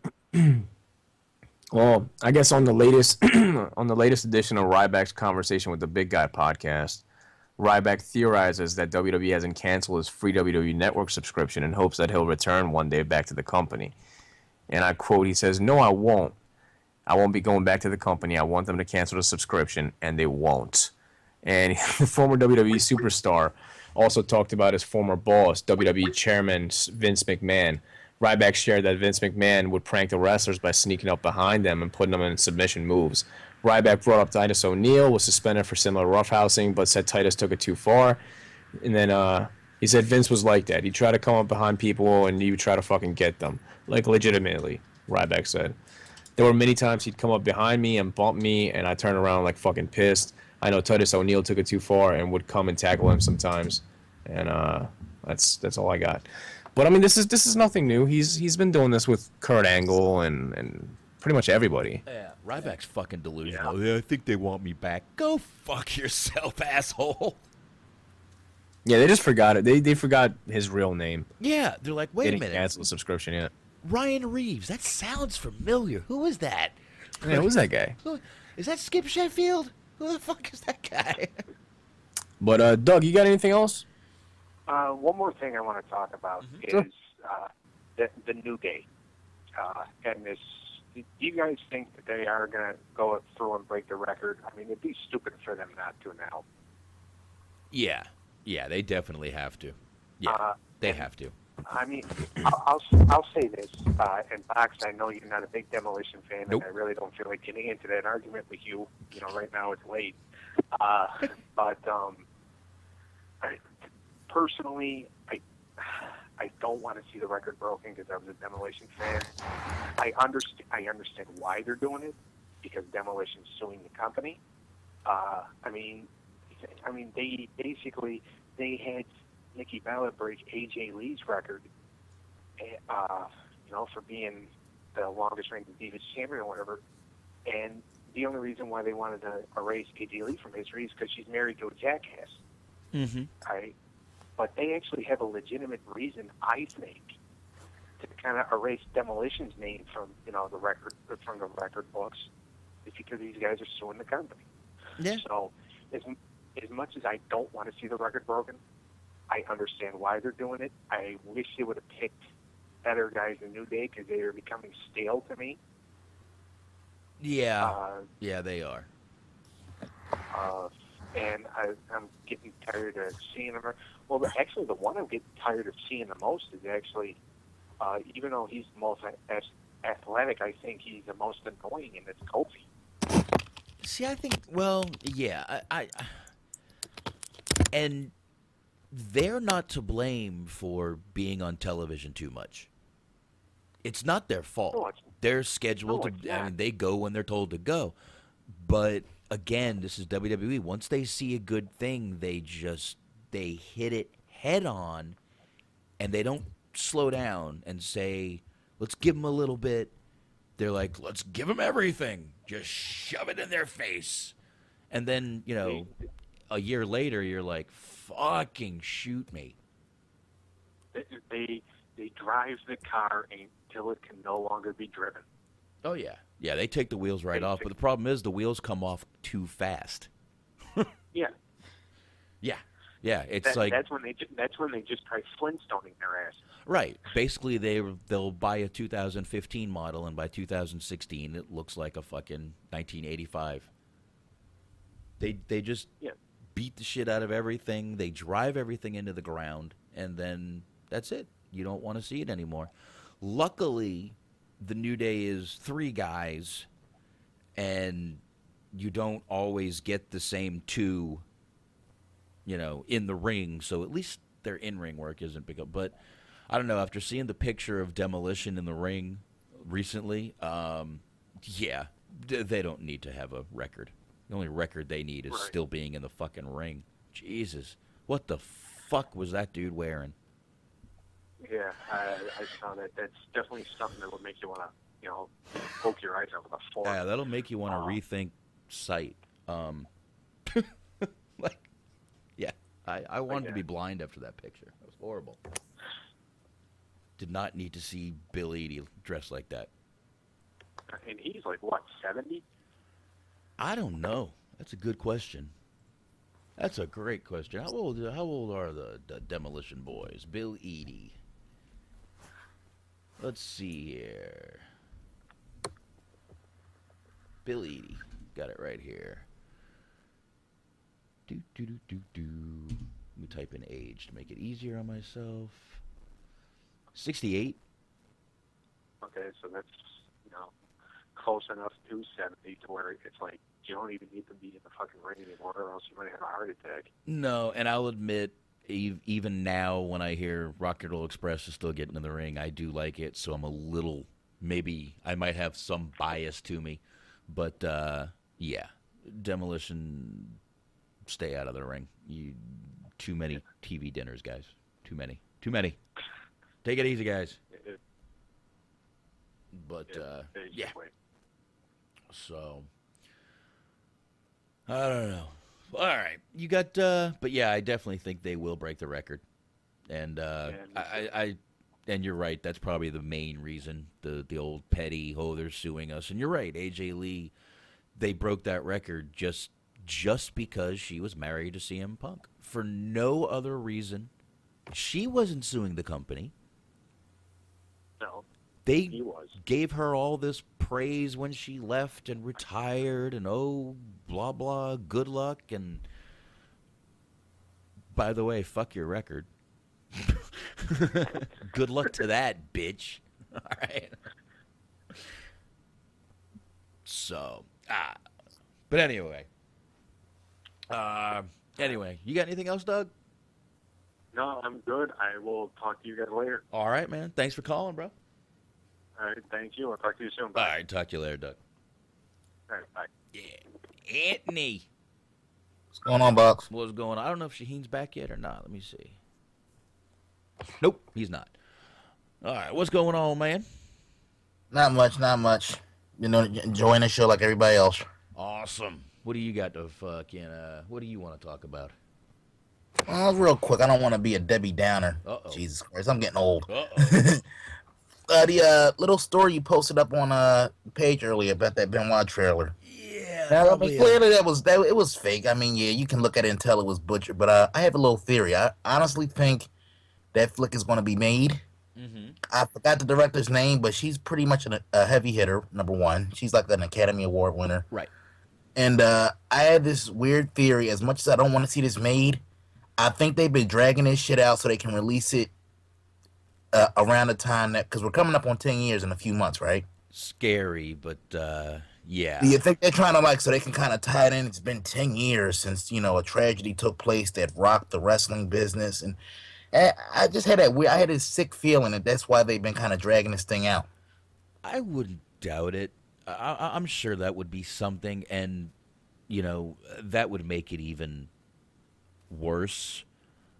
The fact that, you know, that's basically really, that's really trying to profit off of something. Yeah, because you know, coming up, I mean, people are going to be talking about it. It's going to be on the public. Hey, Chris Benoit did what he did 10 years ago, and wow, let's do a movie about it or a documentary or whatever the fuck. Yeah, this is probably a good time without Shaheen talking about this. By the way, that the director's name is Lexi Alexander. I don't know what else she has done, but I can look that up while we're talking right now. This movie's definitely getting made. I really think, and like I said, I have really no interest because it's one of those things where once you had show, I've been thinking about this a lot since you had showed the trailer earlier. I'm thinking to myself, this doesn't need to be made because I don't know about anybody else, but I don't want to sit there for 85 to 90 minutes of hearing about, hey, Chris Benoit was a good guy, he was this, that, and the other, because you know how the movie's going to end. Oh yeah, I mean this is definitely. Yeah, you know how it's going to end. I don't know. I just, you know, like I said, I've watched a lot of fucked up shit in my life, still do, but you know, I draw the line at watching the kid get the life choked out of him. You know, I have my limits on what I can watch comfortably. Yeah, definitely. And I'm looking up Lexi. She's really only done about 11 things, but let me mention them real quick. Foolproof in 2002. Johnny Flinton, quick short film. Green Street Hooligans in 2005. Punisher, Warzone, she directed that in 2008. Lifted, 2010, never seen that. TV series, she started doing TV series, it looks like, after 2010. Something called Black Box TV, Arrow. I'm sure everyone's heard of that. She did some directing on that show. The Supergirl TV show, she did some. Limitless, which is a new show. American Gothic, and Taken, the TV show, which is that's actually not coming out till 2017.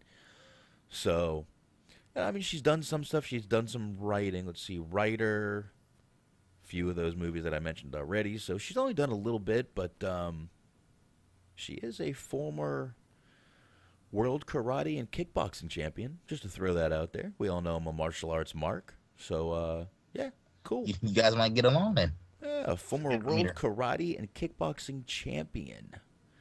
Found her calling to become a filmmaker while traveling and competing and teaching martial arts. Huh.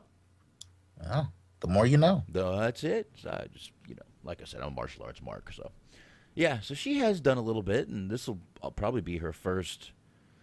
Boy, this is not going to make her any friends in the Hollywood, if you know what I mean.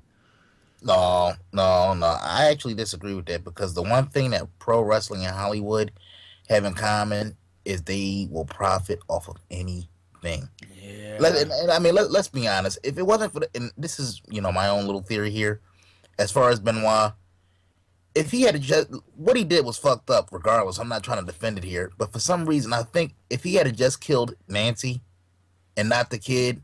Yeah, you would have a segment of people saying he's a piece of shit for doing it, but they might have chalked it up to crimes like a crime of passion. Because you hear about that shit all the time. Yeah. Men kill women, women kill men, domestic disturbances, all of that kind of shit. But the minute he killed the kid, that's where all bets were off. You think that's kind of the case? Actually, no. When you listen to the Nancy Benoit, or whatever, I forget. I'm not sure if that's her last name, but the sister, I know you're talking about. The sister on Jericho's podcast, she knew more about what was going on in those days than anybody. What he did after was maybe more creepy than what than what he did, the actual act of murder. Dude, he sat in that house for almost 2 days. Yeah, the Bibles. Yeah, it was a lot of sitting in the house with the kid, dead mom in the next room. He had to look up on the internet the quickest way to snap his neck. He had to rig it up. Dude, do you understand? I don't think any. I hope. No, let me definitely rephrase. I hope none of us ever understand the state of mind he was in at that time. Exactly. I mean, that's some scary shit, dude. Scary fucking shit. What he did. And, that interview was really, really, I mean, as much as I didn't want to listen to that interview, I couldn't stop listening.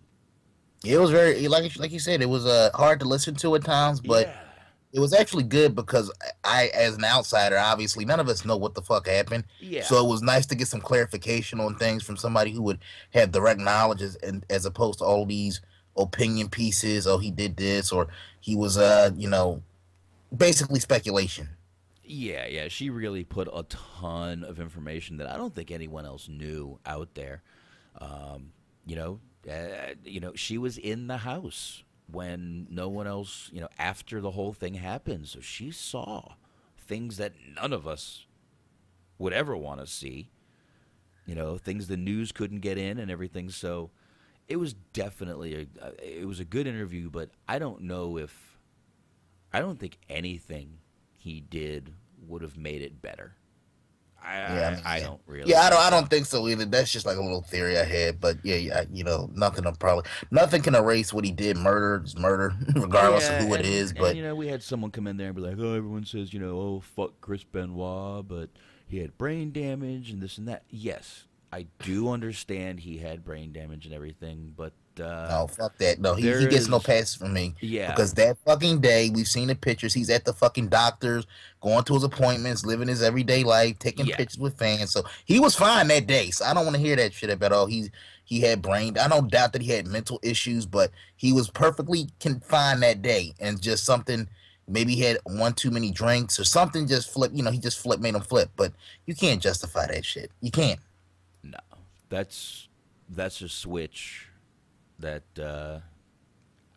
I don't know how that would get flipped, but I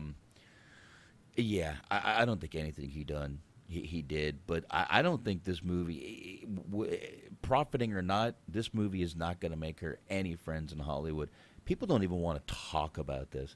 I mean, really, me and Shaheen barely talk about this because it sucks to talk about. He's probably coming on here right now to tell me to shut the fuck up about Chris Benoit. Look, shaking his head. Yep, I am. So, but yeah, I that movie is definitely going to come out, and I don't know what's going to happen. I don't know if it's going to be a documentary. I don't know if it's going to be a film about what happened. But you obviously, like you said, the ending, which most documentaries or true films, you do know the ending. But that's not what you're watching it for, the story. Yeah. But who really? Who wants to see I'll just wrap up with this. Who wants to I know WWE's going to probably do their best to try to stop it from being made, but for some reason, given like the bad blood and some of the things he said over the years, I could actually see Michael Benoit and like certain members of the family maybe stepping in just to kind of get that extra fuck you to the company. Because I mean, obviously, it's like they're basically on terrible terms. Thank you, Smart, for lightening it up. It's going to be a swerve. It's going to be a musical. Oh, we can always count on Smart to say today. Oh, God.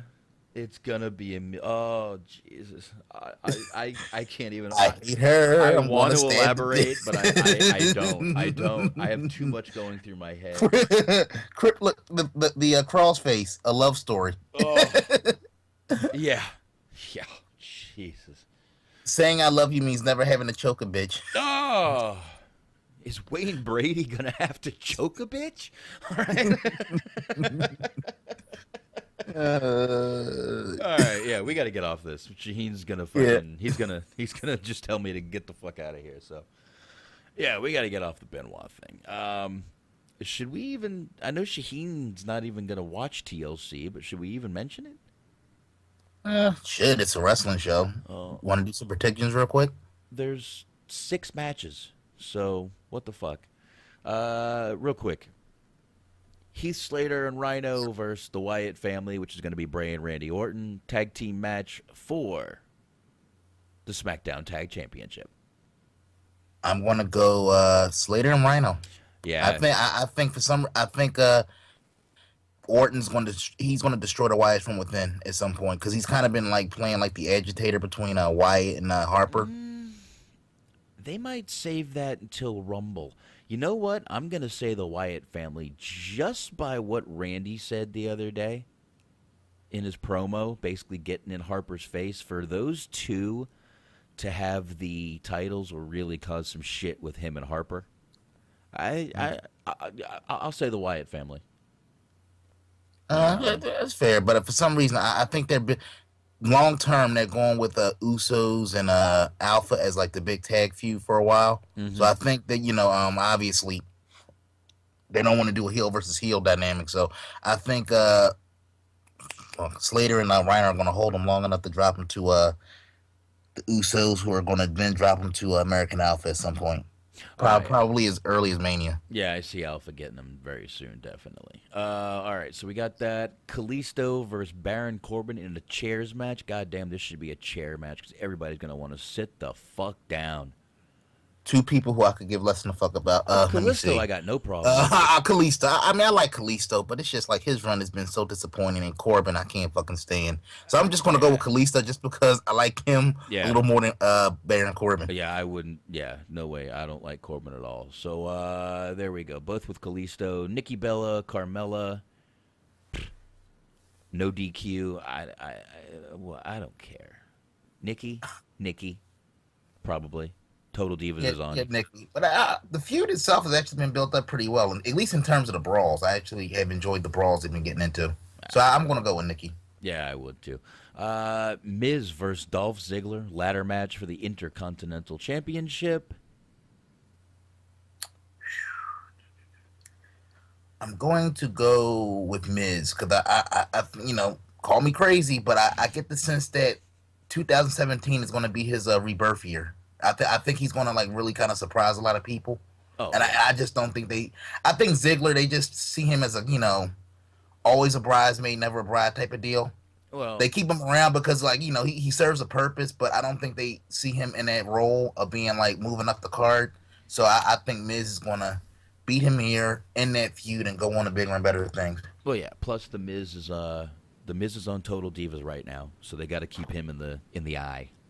Oh, he is? I don't watch Total Divas. What's his role? It's all about Maurice's comeback and all that shit, and Maurice has problems with all the women and blah blah blah. Yeah, it's same old bullshit. Women. So you're going Miz too? I'm going Miz too. Yeah. So let's see. We go to Becky Lynch versus Alexa. I'm definitely saying Alexa's taking the title. Yeah. Up until they added the table stipulation, I was going with Becky. Right. But whenever they add like a table stipulation, that's normally their way of having somebody lose without really losing. Think Sheamus and Cena a few years ago. Yep. Yeah. So I'm going to go with Alexa in this one because they don't want to beat Becky clean, but they want to take the title off of her because apparently her accent sucks to some people. I like it, but Kevin Dunn, that bucktooth Baba Booey motherfucker, doesn't like her accent. Go fuck yourself, you fucking bucktooth son of a bitch. Her accent is actually what makes her fucking sexy, believe it or not. Yes. I mean, her looks are great, but her accent just ties it all together. He probably likes her. He knows he can't fuck her, so he's gonna fuck with her career. Yeah, she probably wouldn't fucking touch his butt or something in Gorilla. Who knows? Who wouldn't want to fuck Woody Woodpecker? Yeah, but what's the next match? Woody Woodpecker is probably more attractive. AJ Styles, Dean Ambrose in a TLC match. That is tables, ladders, and chairs for the WWE World Championship. Styles, very easy. Yeah, I think very Styles easy. too. That was it. Now, do you think, because I didn't see SmackDown, I only saw clips. Do you think Ellsworth is going to play a role in this? He's going to play like a spoiler and fuck up Ambrose's chance of winning? Dude, I don't know, but I'm a little shocked at all the Ellsworth hate. Like, a lot of people are complaining, like, enough with Ellsworth already. I've seen it all over the fucking internet. Yeah, people bitch, man. Look, I still like the guy. I look at it like this. They're getting dangerously close to, like, overexposure, and I think they need to pull back a little bit, but he got over organically. It wasn't like they picked this guy off the street and said, we're going to put you in this role. It was a one-and-done role. He got over with it, and they ran with it. I don't see why people are bitching about. They're acting like this guy shows up to the office every week and tell Vince what he's going to do. Like, he's doing what he's told. He's making his money. I say, fucking roll with it until it can't go no further. I mean, and the guy's been in the business 15 years, so it's not like he's a rookie. Yeah. He has a distinctive look that gets him over. I mean, I don't see what the problem is. Well, the problem is what I said before. They take every good idea and drive it into the fucking ground until people start bitching about it too fast. They never let anything breathe. They never give anything time to grow. They force it down your throat. They want it to be fucking right away. It's like they need the instant gratification. They're like junkies, Yeah. And unfortunately, most people don't. I know everyone bitches when they do the slow burn. They bitch when they do it too fast. It's really a no-win situation, but they're really shoving Ellsworth. They're really shoving him down our throat, dude. Yeah, but look at it like this, and and I've tried to explain this to people. Cena's taking some time off. If he was still around, that would kind of keep things fresh. But the problem is the main feud on SmackDown right now has been Ambrose and Cena. I mean, Ambrose and Styles, right? Mm-hmm. Between No Mercy, they didn't have another pay-per-view, a singles pay-per-view since October. In that time, you had Survivor Series. You had about like almost 2 months where there wasn't going to be a pay-per-view. So they had to find ways to keep that feud going. Otherwise, we would get like 2 months of fucking Ambrose and Styles matches in some form or fashion, and people would be bitching. They kept Ellsworth out there to kind of like mix it up a little bit without having those two have a direct competition week in and week out, week in and week out. Did it go too far? Yeah. But that's kind of what happens when you have too much space between pay-per-views to kind of like get shit done. So, I mean, how else would you have kept the feud fresh? If you I don't know, but I'm just shocked you just called Ellsworth Cena's replacement. I mean, yeah. I mean, put it to you like, if Cena was around, they could kind of like insert him into it a little bit, maybe take a break from Ambrose, put Cena in there. Let's be honest, that's what it is. I don't know. They're just making it kind of. They're driving it into the ground. They're doing it quick, and I still like Ellsworth. I still like the character, but I think people are gonna start bitching soon, a lot more, like they have been. But you know what's my issue with it? Go ahead, man. Guys like Sami Zayn aren't getting an opportunity, and this guy's getting more of an opportunity. Yeah. Neville. Where's Neville? Why can't we have Neville? I don't even know where the fuck he is, man. Where's the? He's in witness protection. Yeah. Where's the smiling black dude? What's his name? Apollo Crews. What the fuck happened to that dude? That's the they problem. Fucked him up. His career is chalked. I'm sorry. Then don't blame him. I hate how people. It's like, oh fuck, he comes down smiling too much. He's probably fucking told to go down to the ring with a big smile on his face. No, he always smiled. He was always just a happy-go-lucky. He's a little too happy. Well, please, dude. Some people are happy in life where they're at, and goddamn, I can't fucking fault them for that. There's probably way more things to fault people for than being too happy. Yeah, but this is wrestling. We're not. I mean, come on. Well, I mean, they were just Guys starting are supposed to be like badasses. They're supposed to like kick ass, not fucking smile. It's not a charity event. Yeah, see, Smart came in because everything just sounded like it got on a. There we go. But I don't know, man. I mean, granted, they're on two different shows. Zayn, unfortunately, is in the process of being torn down by Stephanie. So he may get a push. Once Stephanie really kills his character, they'll give him a good push. That's because their whole thing is they don't want to push you when people care about you. They want to push you on their terms. Right. So in other words, they're going to wait till people give absolutely zero fucks about the guy, and then it's like, yeah, let's push him. It's like Daniel Bryan. Same thing what happened to him. Yep. You know? Well, they were trying anyway. I know, but you know what? I think it could be almost the same situation because the crowd is behind Sami Zayn. No matter what Stephanie says. Somewhat. I think the crowd's, if they're frustrated at anything, it's that he's not getting the push, like you just said, that he should be. But right. I don't know. Like I said, when he's involved in a storyline with Stephanie a little bit, so that's actually a good sign. I guess whether she's tearing you down or not, you're in a storyline with Stephanie. That's true. Whether you like it or not, it's true. I know. Did you guys talk about Cody Rhodes? No, go ahead. The Global Force Champion? Dude. Gold? No. You got it wrong. It's the Gold Force Champion. Oh, I'm sorry. Yeah. Gold. Well, I'll make you champion, but he was on the Channel Guide magazine. Yeah. Channel Guide magazine. I didn't know Pop TV had its own fucking magazine, but dude, this is Global Force isn't on Pop TV. No, I'm talking about TNA. Oh, TNA, yeah. This is what he had to say on Ring of Honor's final battle. He says this, and I quote, "This was all a big test. I'm now going to places that are just freaking magical, like Ring of Honor final battle. Final battle, I'm not lying, is bigger than what WrestleMania was to me. Bigger than what WrestleMania was to me.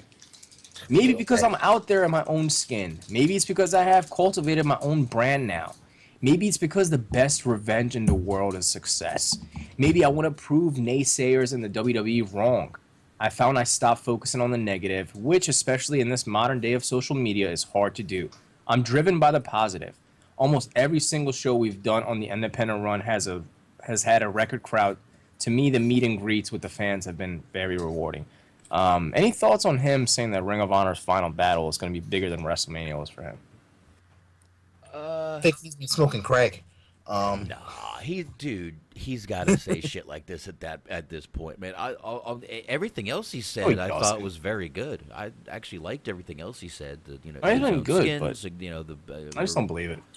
No, I like Cody, but I just think he's kind of talking out of his ass. He's trying to save face, basically. He's trying to save face. I think he's trying to say that I don't know. I mean, maybe it is to him because I don't know. He might have been telling the truth, but it sounds like a good line of promo bullshit to me. Yeah. Real quick, while we have Anthony on the line, December 10th, CZW's Cage of Death, Voorhees, New Jersey. Quick recap of the card. Homicide, one of my favorites, wasting his time going against one of the worst ones on the roster, Greg Excellent. Why? Hey, I'm telling you, Greg Excellent, he's going to get a title run. Oh, he's rubbing him up for it. Who gives a fuck? Who cares? He's losing all that. He ain't losing all that weight for nothing, man. I don't give a shit, dude. Excellent. Give him a title run if it makes him retire any faster. Jesus. I'm good. Damn, that's hatred right there. Dirty. I don't find the guy entertaining at all. I'm sorry. Shit. I'm indifferent to him. I mean, he's entertained me at different points, but I don't want the dude to retire. I kind of do. He's gone savage, bro. Shaheen just went savage on us. Oh, you got Homicide against Greg Excellent. I really think it's a waste of Homicide. For Cage of Death, why? I don't understand. But whatever. I wish they would have done something like Homicide against Sami Callihan. Like, that would have been something I wanted to see. Not fucking Greg Excellent, you know? You never know. They might be saving that for, like, Mania weekend. I don't know. But this is Cage of Death, though. This is your WrestleMania. Sure. CZW Tag Team Champions, the Hit Squad, going against EYFBO. This is going to be a great match. Not the first time they faced off. They faced off at Beyond Wrestling, JCW, aka Game Changer. Always tore the fucking house down, so I don't expect any less from them. On the CZW's Cage of Death. Next matchup is going to be another amazing match. It's going to be Leo Rush against Sami Callihan. Oh, absolutely. Which is fine with me. This is going to be probably one of the best matches of the night. Yeah, I'm definitely looking forward to that match. Danny Havoc against Ricky Shane Page for the fucking 20th time in a death match. This literally happened last year at Cage of Death. I don't know why they keep doing it. They do have good chemistry. They have good matches. I'm not really complaining. I just, come on. Something that worked once, you don't have to keep doing it 20 times in a row, Hey, they get who they can afford, I guess. Yeah, let's switch it up, though. They can just switch up the opponents, They don't have to bring other guys in. Yeah. Or at least maybe throw, what's the guy name? Devin Moore in there or something. Switch it up. Well, he's in the main event, but, either way. We'll get into that in a second. For the CZW Championship, you got Jonathan Gresham going against Joe Gacy. Wow, again, why? Yeah, that match, that'll probably be my bathroom break match. I mean, nothing against the guys, but I just don't see that match being anything special. And it's a shame because that's like technically your second main event of the night, for the championship. And we're saying it's going to be a piss break, so. Good luck. Cage of Death, you're going to have Team CZW, Matt Tremont, Jeff Cannonball, Connor Claxton, and Joey Janela going against Devin Moore, Josh Crane, Drew Blood, and Del Patricks. I really wish Nick Gage was able to make an appearance because I would definitely replace Connor Claxton with Nick Gage. It would have been Tremont and Gage if he was able to. Yeah, even if they wanted to go, because they've been building this whole thing with Cannonball and Tremont against the IWA guys, which I guess I can't even call them IWA guys because they don't wrestle for IWA. I personally, this would have been much better to me. Now, tell me what you think of this. Replace Jeff Cannonball and Connor Claxton with Nick Gage and Masada, if possible. Oh, definitely. Matt Tremont, Masada, Nick Gage, and Joey Janela against Devin Moore, Josh Crane, Drew Blood, and Dale Patricks. And honestly, it would have been perfect if they left Devin Moore and Drew Blood out and just worked something out with Rick Bentley and John Wayne Murdoch the way that it was supposed to be. Masada, Nick Gage, Matt Tremont, and Janela going against Dale Patricks, Josh Crane, John Wayne Murdoch, and Reed Bentley is a much better main event than what they're giving us. Yeah. Now, this is just, I'm throwing out spitball here. Do you think the original plan was to do DJ and Zandig 101 before Zandig got hurt and went AWOL? Yeah, the original one was supposed to be Nick Gage and Tremont, and then they were going to switch it to fucking Zandig and DJ, and then they were going to switch it to Team IWA with Ian being involved in it against Team CZW. That fell through. So this is the fourth option. Do you think they've kind of made chicken salad and chicken shit, or do you think... Yeah, pretty much. But I just think they should have invested in a guy like Masada. It's sure. Cage of Death, dude. Come on. Yeah. I don't really... nothing against the guy. I really don't need to see Connor Claxton in Cage of Death. I don't need to see Drew Blood in Cage of Death. Come on. I like Drew Blood, too. I talk to him at every show. Lovely guy. Great dude. I'm just being honest. I don't want to see the guy main event. Come on, man. He's been wrestling since 1999. Come on. That's the problem with a lot of those guys. They're not necessarily old, but they've been around forever. That's the problem. Right. And some of them aren't particularly good. A guy like Homicide and Low Key, they've been wrestling forever. They're good, though. So I don't mind it. Yeah. Drew Blood, huh? So who you think gonna take that dive? Think it's gonna be Havoc? Not Havoc, Moore. Tremont is definitely gonna take a big bump, and I think Devin Moore is gonna do his usual scaffold bump. And yeah, Joey Janela is gonna take a huge bump. That's gonna be the main bump. Joey's gonna take it, guarantee you. Let's hope he keeps his fingers this time, Joey. Be careful, buddy. Yeah, please. Be careful, man. Take it easy. Would like to see you make it someday. Yeah. Not worth 250 people. Don't fuck yourself up, man. Keep Yeah. doing more Hopefully they videos. have a plan in place to get the shit set up quick. Anybody that's ever been to a Cage of Death knows that setting that son of a bitch up takes like an hour before they start the match. Well, you can go with Kevin Hogan to Smash Burgers. Never had Smash Burger. Sounds good. I need to go, man. I've heard it's good. Very good. You get to have fun with a rubber chicken. I'm going to stay away from that one. Yeah, you want to, believe me. Thank you. You want to. I mean, I know who Kevin Hogan is. He's on my Facebook, too. But yeah. He's actually been giving out awards. That's different. I got a few awards I could give out. All right. All righty. That's a good way to wrap up 2016. Oh, shit. That's right. It is, it's December. And over where you guys are right now, December 1st. Yes, sir. God damn. This year went by fast, bro. Year can't end fast enough for me. This just been a depressing ass year. I'm worried next year is going to be worse. But nah, dude, next year's going to be great. Dude, get out of here. Well, get out of here with the negative shit, for man. you, yes.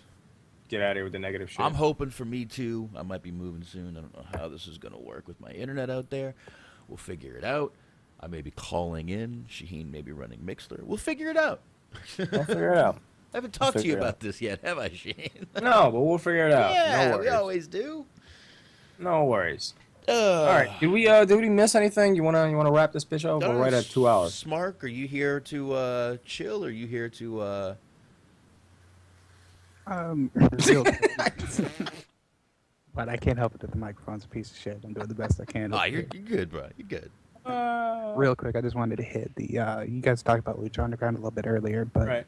That Believers Backlash / weapons or fans bring the weapons match, that shit was awesome. I gotta watch, man. I'm a couple weeks behind right now. I won't spoil the match for you completely, but at one point, Famous B reaches into like a toolbox and pulls out Arrogance, like the whole long fucking perfume deal. No like the way. long little. Oh, I heard about this. The Rick Martel thing? Just totally Martel. That's awesome. It looks exactly like it did in the 80s. Oh. He pulls that one out, and then towards the end of the match, he stops.